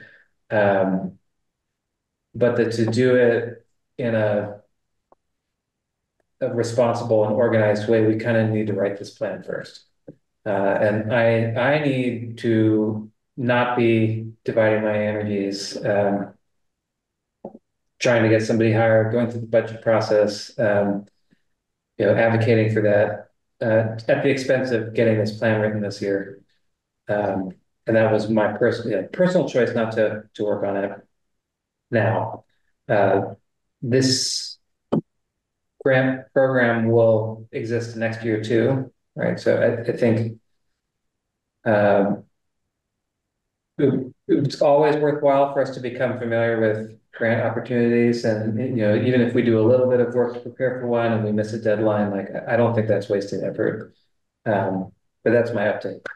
I didn't do it, sorry. And that's my excuse for not doing it. Anybody want to add something on this topic for now? I think the outreach, there's an outreach part of this. And the next topic is for you to talk about outreach. For me to talk about yeah, outreach? we were talking about, you said you could make some comments on social marketing and focuses on promoting socially positive behaviors, which is something that we need to do. Okay. Yeah. So we can bleed into that topic right now if you like. Well, no, I don't think we have to go into a big discussion about it right now, but I did read the draft of the outreach plan that you put out, which is quite good, but quite comprehensive. And I think we need to devote a period of time, maybe not right now, to talk about that in greater detail in terms of what we mean by outreach and how much we can reasonably undertake and how much outreach we want to do to support the various components of the climate action plan versus how much outreach we want to do to try to raise awareness and change climate-related behaviors of Milton residents. And I think that's a good discussion to have, probably not right now. So my background is more in the behavior change side, but I'd rather defer that to another meeting. Yes. So the outreach plan that we have, I think we discussed that in a meeting. It was several months ago. Yeah. I don't know. I'd have to go back through the agendas. But there was a series of meetings where we looked at that. And I encourage you all to read it. It's not certainly not like written in stone, but some thought went into it. So there's like two umbrellas of public outreach, a general broad outreach, and so you see that on that kind of Gantt chart that I flashed up earlier. There's two outreach streams. One, the general awareness raising that you're talking about, where I think before we can generate buy-in for a litany of specific things, there needs to be more like sort of general understanding of what are the state's goals and like why are they important, and we certainly can't expect every resident to become a climate change expert, but we need to put some thought into what do people need to know in order to buy in and participate. And then I think inevitably the specific items in the plan will all require outreach. I mean, last year I spent a bunch of time, or I guess it was this year, last fiscal year, I spent a bunch of time getting the building code update through town meeting. It's a lot of work, a ton of outreach. There's a process for any kind of bylaw change or anything that requires town meeting approval that forces a ton of outreach. And so to the extent that we put stuff like that in the plan, we're going to have to do that kind of outreach. I think it's just psychologically, I think people react better to something being in a plan if their opinions were solicited before it's final. If you say, if you go to somebody and they've never heard of it before, and there's some big painful thing in there that's this was decided last year, like those conversations tend to be dead on arrival.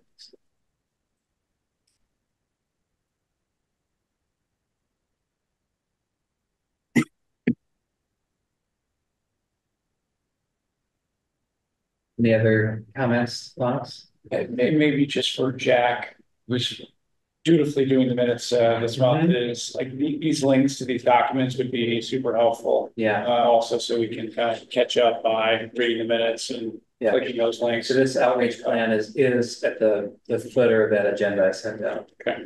It's one of the documents. So yeah, definitely encourage you all to kind of wait around in the Google Drive. Find the broken links, tell me about them.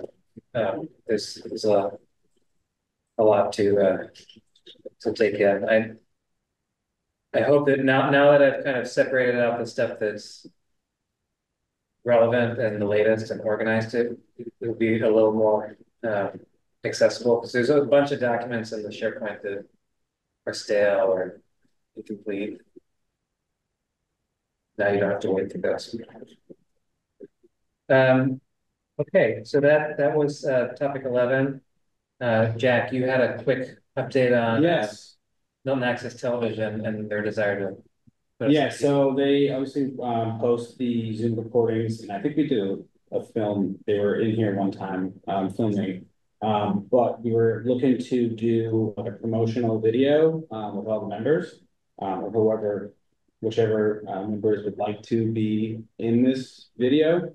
And they were hoping to get, like a 30-second, 1 minute, sort of like the introduction that we had today, but on camera. And then they'd like to also do some B-roll footage of a meeting. And they're hoping to do that next meeting. So would anyone like to volunteer to maybe do a quick interview? I think we'd have you go down to the MATV station, which is at the Pierce Middle School, close by. Any takers? Alex? I'll do it. I'm happy to do it. Sure. Hopefully, our faces on TV. And I think associate members should feel included in this if you didn't know. Yeah, for sure. What can we do to facilitate this moving forward? I think that I was talking with them. They haven't spoken in a couple of weeks, but I think the idea would be to schedule a time whenever you guys can get down there. So somebody whether you can provide, I'll send out an email and include CC the members, the MATV workers, and if you guys just send times that you'd be able to do a quick meeting. I can't imagine it, if you have everything written beforehand, like I said. I think we're thinking like a who, a why, and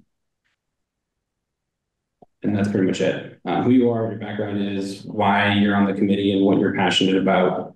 And then I don't see it, taking more than 15, 30 minutes in the studio, depending on how you're able to communicate on camera, which is not always the easiest thing. I think it's a great opportunity, and I look forward to yes, and let's invite them to come to our next meeting. These are public meetings, so we couldn't stop them anyway. That's true. But if anybody does have any aspect of that they're uncomfortable about, please feel free to share those concerns with me. We'll try to address them. And I would say, if you guys have any thoughts on what you'd like the video to look like, I know they do a lot of B-roll, like I said, but they'll put in clips, any sort of clips while you guys are talking. It's not just going to be you for the full time. They'll do some overlaying of if you're talking about traffic, talking about stormwater. They'll splice in a lot of cool stuff. So yeah, that's it. I think one of the things I've learned about climate communication is that polls show that support, there's a strong majority of Americans who support climate action, and they systematically underestimate how much their neighbors and peers support climate action. So it's like 85% are pretty strongly in favor of doing something. And most people think less than half of their neighbors are in support. So it's really powerful to share the why, and something personal and meaningful as opposed to technical, I think is always better. Yeah. Great. All right, so next topic is 13, the conservation working group update. Is there anything you'd like to share, Ron? Yeah, so we've had several meetings, 2 meetings, and a lot of back and forth, and we used a process that wasn't planned, but evolved into actually doing stakeholder outreach as part of the planning of the conservation plan. And we did that by inviting as many groups that are working on conservation issues to a planning meeting as we could find. So that includes Matt's Friend of the Blue Hills group, the Neponset River Valley group, the Arthur's Conservation Commission, the Shade Tree Advisory Committee group. So we brought people together, and rather than try to steamroll an agenda, we tried to just find out what people were interested in working on and passionate about in relationship to conservation land issues in Milton. And so after a fair amount of discussion, we distilled what came out of that into 3 goals for this working group. They're still in draft, but they're pretty defined at this point. The first goal is to reduce the impact of climate change on private property that abuts the Blue Hills and the Neponset River Valley. And that builds off the interest of a colleague of Matt's, Russ Parkman, do I have his name right? Who's wants to do a study of this in relation to the Blue Hills, and a person named Sean McCanty from the Neponset River Valley Association, who is trying to do the same thing on the Neponset River Valley. So the 2 of them and Shala are working together to develop a combined plan that addresses this goal. It shows us how we're going to get there. The second goal number 2, is to increase the amount of shade trees in the town of Milton. And that's a reflection of the work of the Shade Tree Advisory Committee, which has been trying to advocate this for a long period of time. There are, I don't know how many, there are like 1,000 or so spots in the town of Milton for the erection of shade trees, which reduce heat and have other kind of climate effective impacts. And so goal number 2 is to build off a canopy tree study that the Shade Tree Advisory Committee already has undertaken, and work with the town to develop strategies to increase the number of trees. And that includes everything from increasing a budget line item for shade trees in the town's budget to building a nursery here in town that will actually grow shade trees. And then the third goal, which is one that Fiona has been instrumental in creating, is the goal of improving the tree stock in the Blue Hills. As everybody knows, the Blue Hills is an enormous, if you take it writ large across all of its communities, it's an enormous reservoir of trees that can sequester carbon, but we don't really know how much carbon is sequestered. We don't know very much about the composition of the trees, and we don't know very much about the amount of dead wood and debris that exists in the Blue Hills that can be the trigger for wildfires and other climate dangers. So goal number 3 is the implementation of a case study approach, which Fiona has crafted, that's going to do a baseline assessment of what the current composition of the tree stock is and a plan for how that stock can be strengthened to mitigate climate change more effectively. So for each of these goals, different groups of people, small numbers, 1 to 2, are working on developing an implementation plan, how it's going to be done, who's going to do it, and probably, last but not least, how much it might cost, because all of these plans that are going to be developed, at least in the Conservation Land Committee, and I suspect in other committees, are going to have a cost attached to them. And it's probably important for us as a committee to get a handle on what that is and where those costs can come from.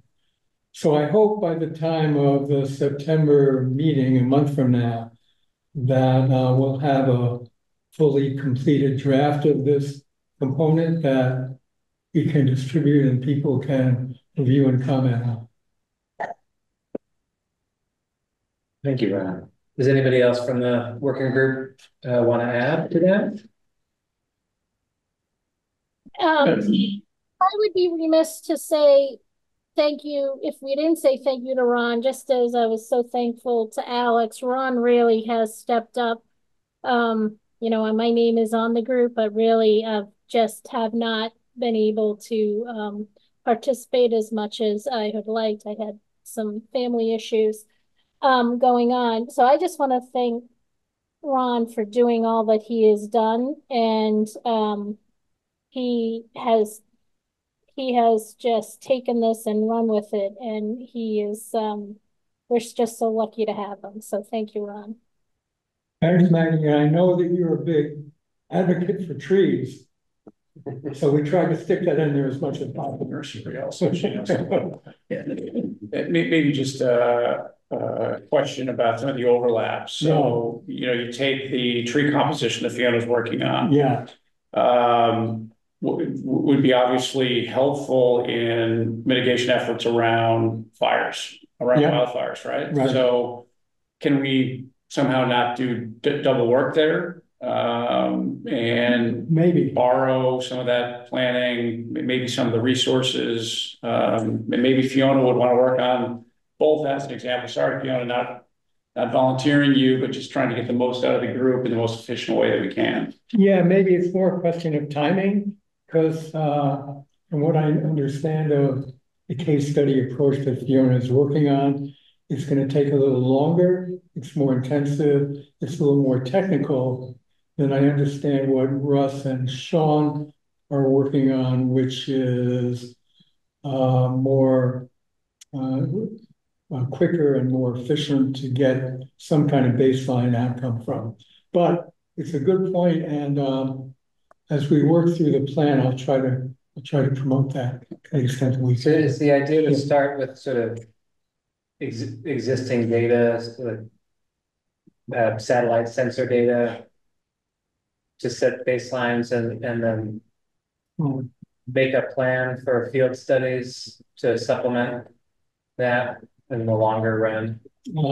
There's some baseline study, but Fiona, who's the expert, says that it's not really quite adequate, at least for the Blue Hills part, right?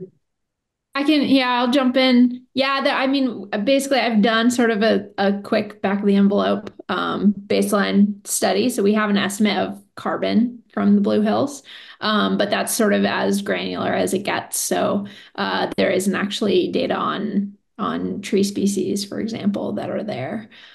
So if we want that information, then that we would have to go get it ourselves. But yeah, there is some that we can use for a baseline for at least carbon storage.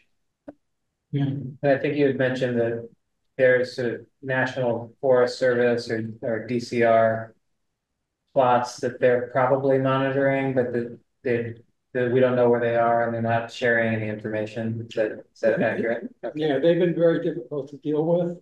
Well, so they are doing something, but we don't. Supposedly, it's much longer term, and in the Blue Hills, it's, from what I understand, it's minuscule, but it's hard to get them to show up. But I hope they're not part of the Milton blacklisting. I'd love to understand more about the history there, because it does seem like the kind of thing that you'd expect the states to do. Yeah. Arthur, you here? Yes, please. I just wanted to not forget something mentioned in an earlier related discussion relative to maybe having a bit of a delineation between the town as a whole, inclusive of the Blue Hills, and then the town of Milton, exclusive of the Blue Hills, recognizing that we can partner and collaborate with DCR and other parties like Friends of the Blue Hills, et cetera, on the Blue Hills component. But we really have control over that, which is in the rest of the town, excluding the approximately 2.7 miles of the square miles of the Blue Hills in the town of Milton, just so that we don't lose track of that thought, and highlight those things that we are really able to plan for and execute within the town. Yeah, that's particularly true of the shade tree initiative, and Fred Taylor, I think is his name. Yes, has done a canopy study. It's a Google-based satellite study of tree cover, both Blue Hills and Milton alone. So, and his initiative is really focused on collaboration with the town. So at some point, we'll hopefully have a meeting with them to go over that. Quick question. Just to follow up, if I may, after our last meeting with the subcommittee, I reported out to John Cannon the desirability of maybe meeting with the Conservation Commission and going over the tree issue. And we have a sidewalk meeting this coming Saturday, at which time we'll be reviewing the shade trees, and I have copies of that communication from the meeting for everybody to discuss at that time. And hopefully we'll follow up and have the two groups together in the not too distant future. Yeah, great. I can send you a very rough draft of the conservation land plan, which has the shade tree component built into it. That would be helpful. Yes, absolutely. Thank you, Ron. Yeah, So an ask I would make of the working groups is that I think this year if we can do a better job like keeping our documents that are like good documents that we want visible to the rest of the committee. So if you're comfortable getting them into the shared Google Drive and keeping it organized, that's the best. If you're not, you can send them to me and I can help you do it. But let's put some energy into these documents that we're discussing here, the iTree canopy study. Let's get those where not just this committee, but you know, residents and stakeholders that we want to give access to our shared folders can see some of these things. I also would say, probably should call it a focus group because it's not technically a subcommittee because it doesn't have the membership. Then calling them required. working groups. Working groups, yeah. It is Just for clarity. it can include committee members and non-committee members, and they're not public. Whereas, meetings. a subcommittee would need to be officially made. That's a level of formality that we don't Yeah. really need. I don't think. So something like to further an earlier comment about making sure we're all working together on something versus potentially doing one group, working group, whatever, working, it could be against another goal. I mean, shade trees is a good example of something we really need to work on.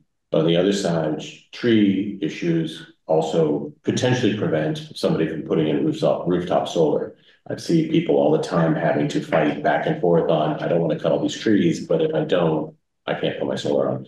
So when the shade tree type of initiatives are going on, how do we make sure that, oh, this looks like a great place for a tree, but these tree houses will be affected by this effort? How do we make sure that things like that, there's guidelines or something that supports that in a positive manner? I'll raise that question with them. I don't know. I did ask a version of that question last time, and they told me that we've got shorter trees that'll keep you shaded and cooler at human height, but leave your roof in the sun. As long as somebody is considering that, obviously very important thing. It's a good question. Okay. So that thank you so much, Ron, and everyone else on that working group. You're giving a great example of what that needs to look like across all these topics. So next is the waste working group. Arthur or Jack, would you like to speak to that? Sorry. Jack, you want me to kick off and you chip in? Sure. Okay, since our last meeting, one of the things that we did was to conduct a review of the waste plans for communities similar to Milton. We targeted on Norfolk County and reviewed, I would say, about a third of the communities or more, maybe 45%, including Dedham, Sharon, Westwood, Needham, Canton, Randolph, etc., to see what it is that they have in place as specific waste plans. And the surprise was that they all, like Milton, have specific areas on their websites with a great deal of information about different waste initiatives. There are some similarities in terms of content. There are a tremendous amount of dissimilarities in the ways in which the communities communicate. And I realize this is passive community and communication in that people have to go onto the websites to get the information. But no plans specifically that could be identified in those towns. So we'll take a look at a few other towns. But undaunted, I decided, well, we've got a couple of neighbors. So I said, let's look at Quincy, Boston, Cambridge, and see what might emerge there. And it turns out that Boston and Cambridge have very comprehensive plans. Cambridge initiated its plan in 2018.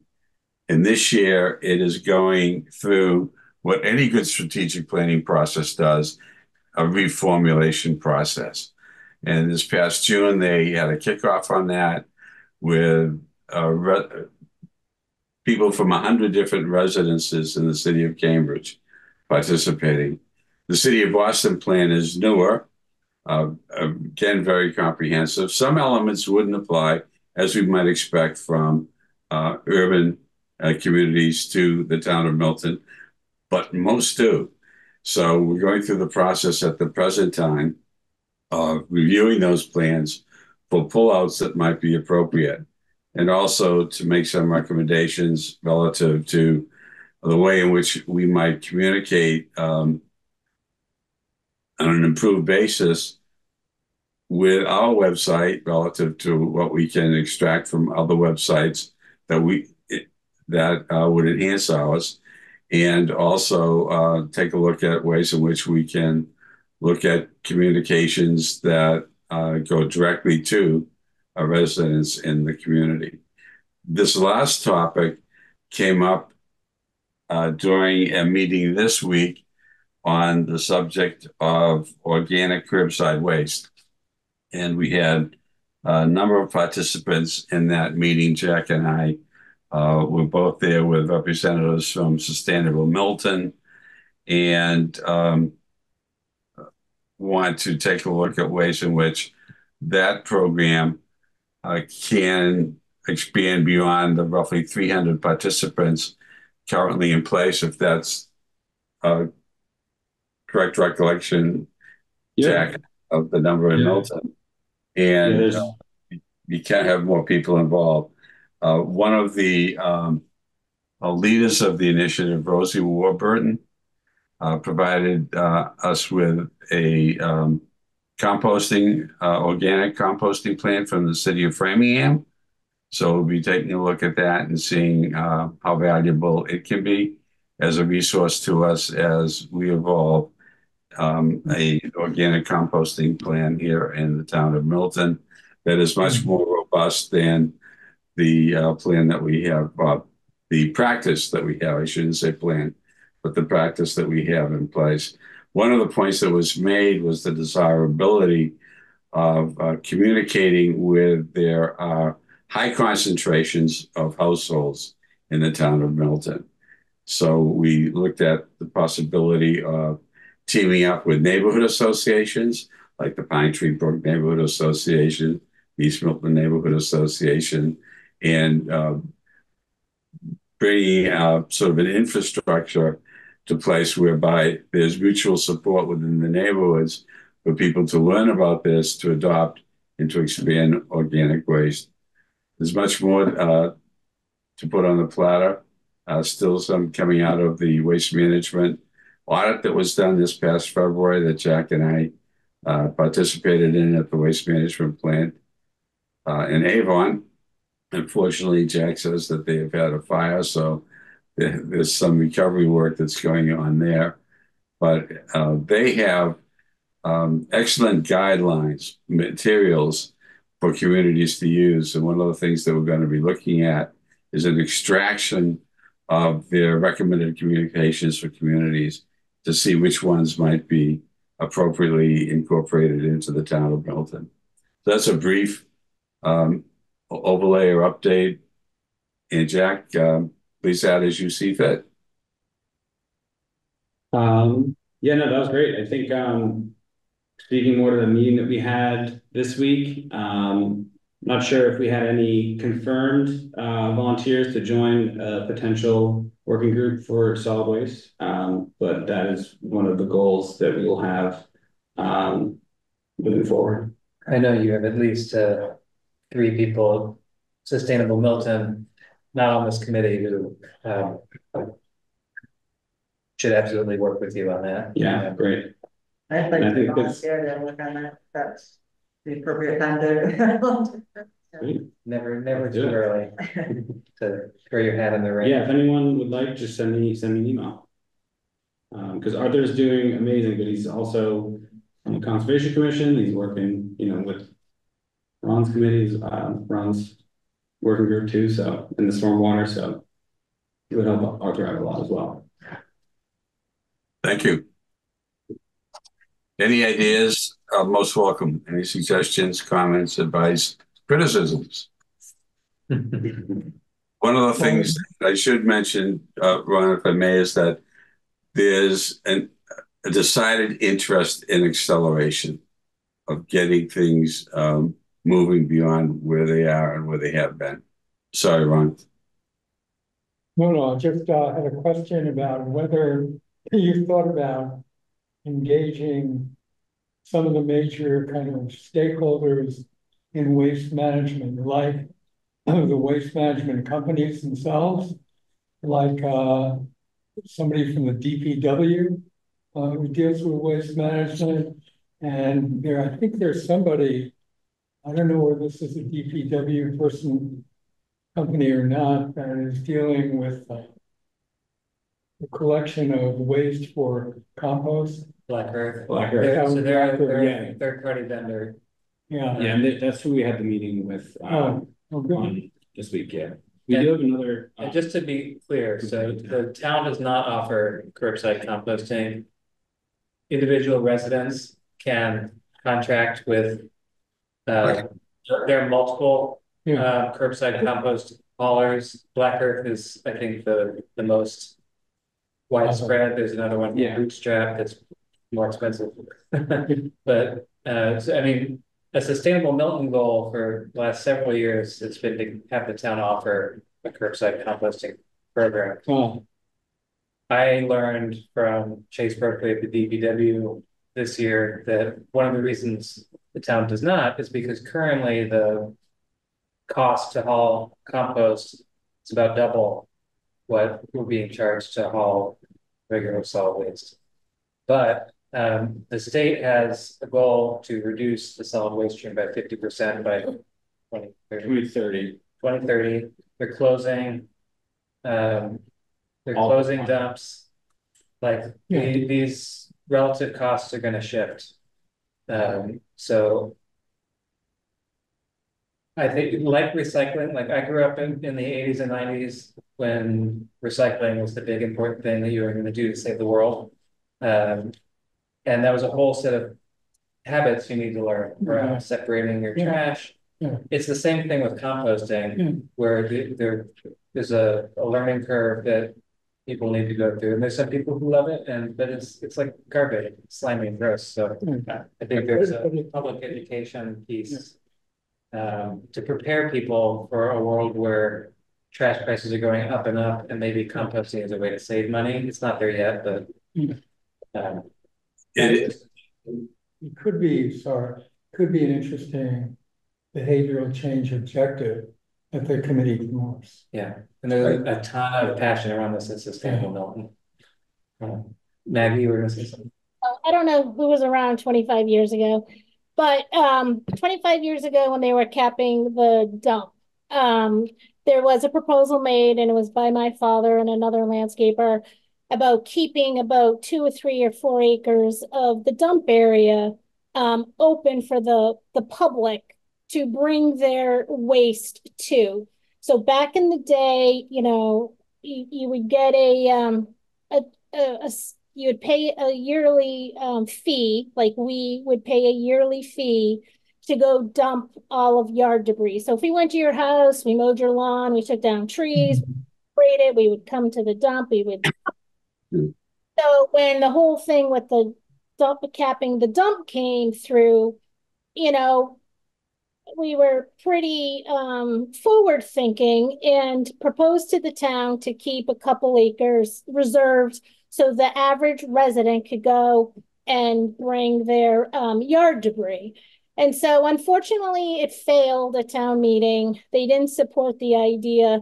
And we then had to go as a business, and bring all the yard debris back to the nursery. And then we spend thousands and thousands and thousands and thousands of dollars every year hauling it out.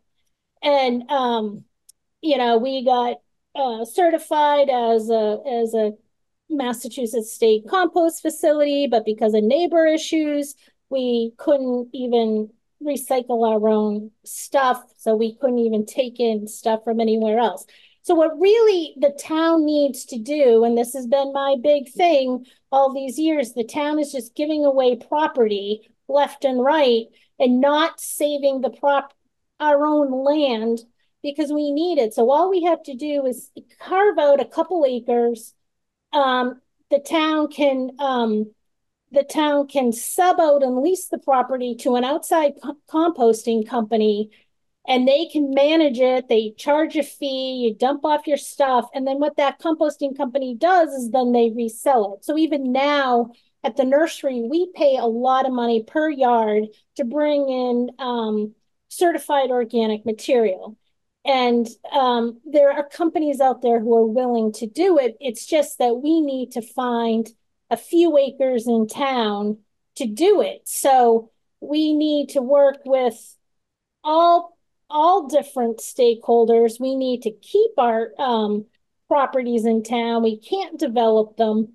We need to keep them for future use because we're running into these problems. We knew this problem was going to happen 25 years ago, and the town hasn't done anything about it. So I really think that a portion of our DPW yard, because that's the only big space we have now, should be reserved for the town residents to be dropping off their yard debris.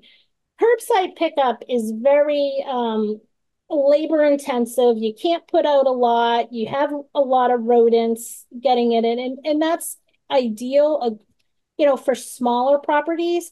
But I just don't see that happening at a place that's really sustainable or it's going to work long term.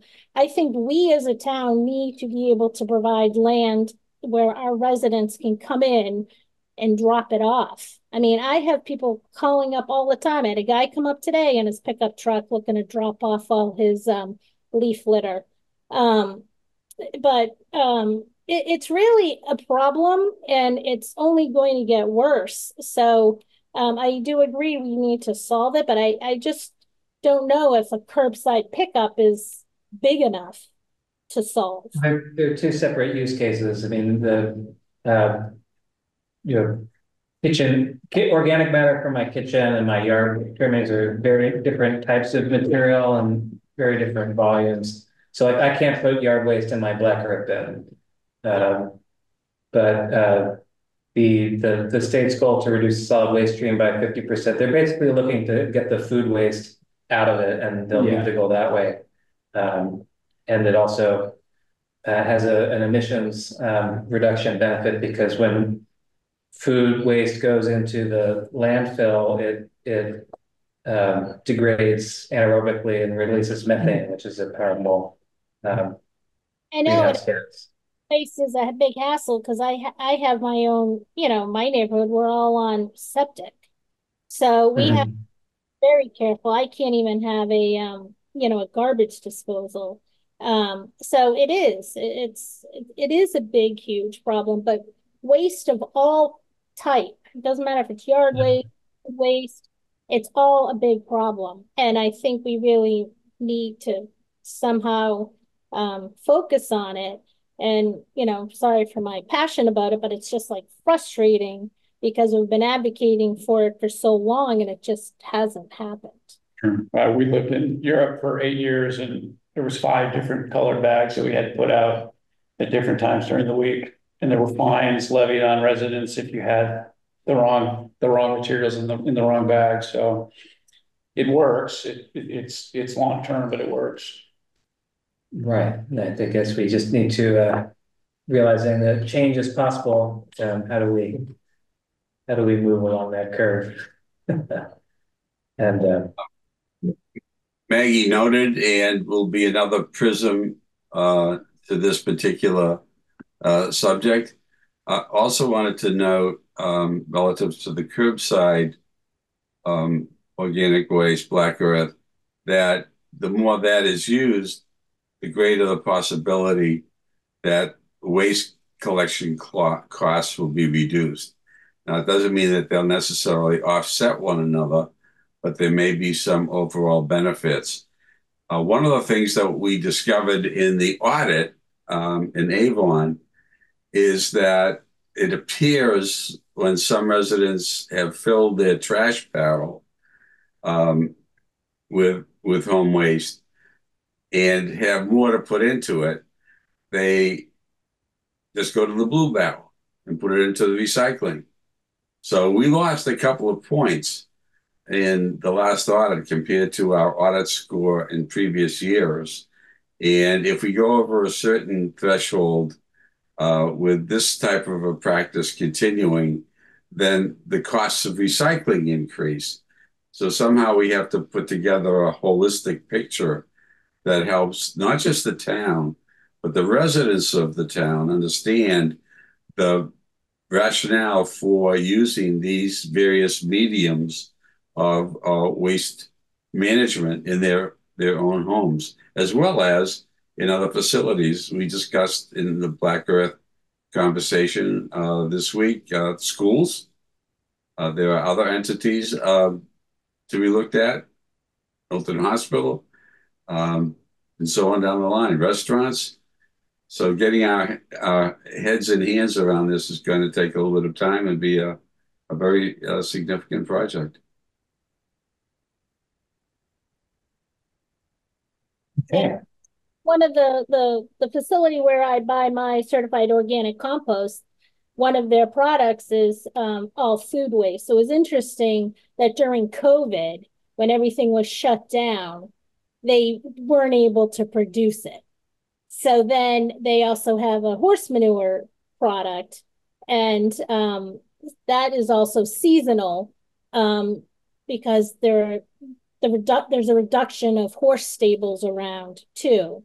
So it's really an interesting industry that's going on, and there's a lot of money to be made. So even, I spend a fortune on bringing in certified organic compost.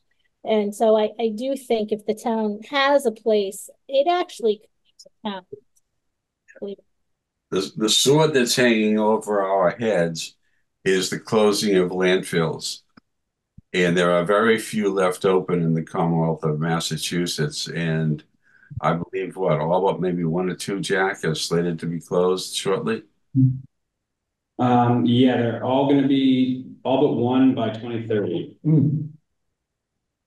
So now's the time to start getting comfortable with Facts. separating your vegetable clippings. It really is not. I mean, because the rodent thing, if I put that organic food waste into my regular trash, then when the raccoons get my chicken carcass, they also spread my Amazon packages all over the place. So the last couple of times an animal, I didn't secure my compost right, and an animal got in there, they were only spreading my kitchen clippings around, but not my Amazon packages. So, I mean, the stuff is there, rotting outside your house, either mixed in with your other trash or not. So I don't think it's such a bad thing. If you throw some leaves in there, it actually smells pretty nice. All right, so let me, I'm aware of the time, and thank you all for your patience. The last topic on here is the Building and Energy Working Group. I think that's just me now. So rather than, I don't have much of an update. I have been kind of personally picking away at reviewing the action items and strategies in that AI generated database I talked about, and kind of putting together a draft. But we could talk about that whole work stream in more detail when we've got a group together. So I would just encourage I think the buildings and energy space is super exciting. That's where you talk about, renewable electricity supply, the CEA program, installing solar panels in our houses, heat pumps, doing the mass save audits. There's a bunch of home projects, basically, that a lot of people will need to do over the next several decades, and how do we make them want to do that and feel good about having done it and able to afford it? Easy stuff. So yeah,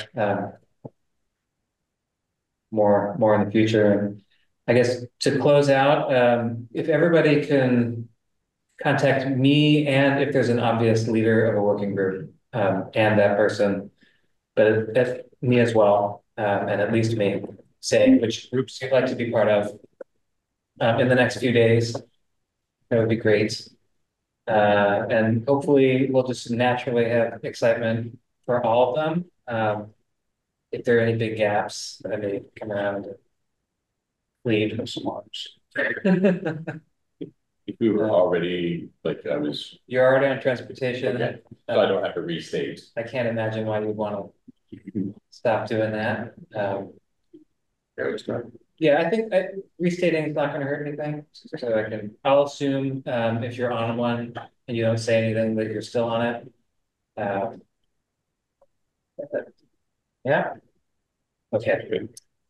All right. With that, I will entertain motions to adjourn for the evening. So moved. Okay. Awesome.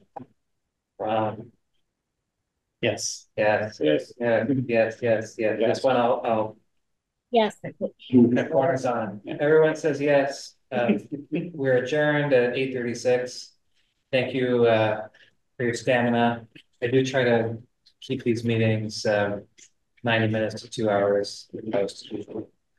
I got away from it, but we missed last month, so a little ground. Thanks, Alan. Thank you. Thank you. Thank Ron, you. your partner?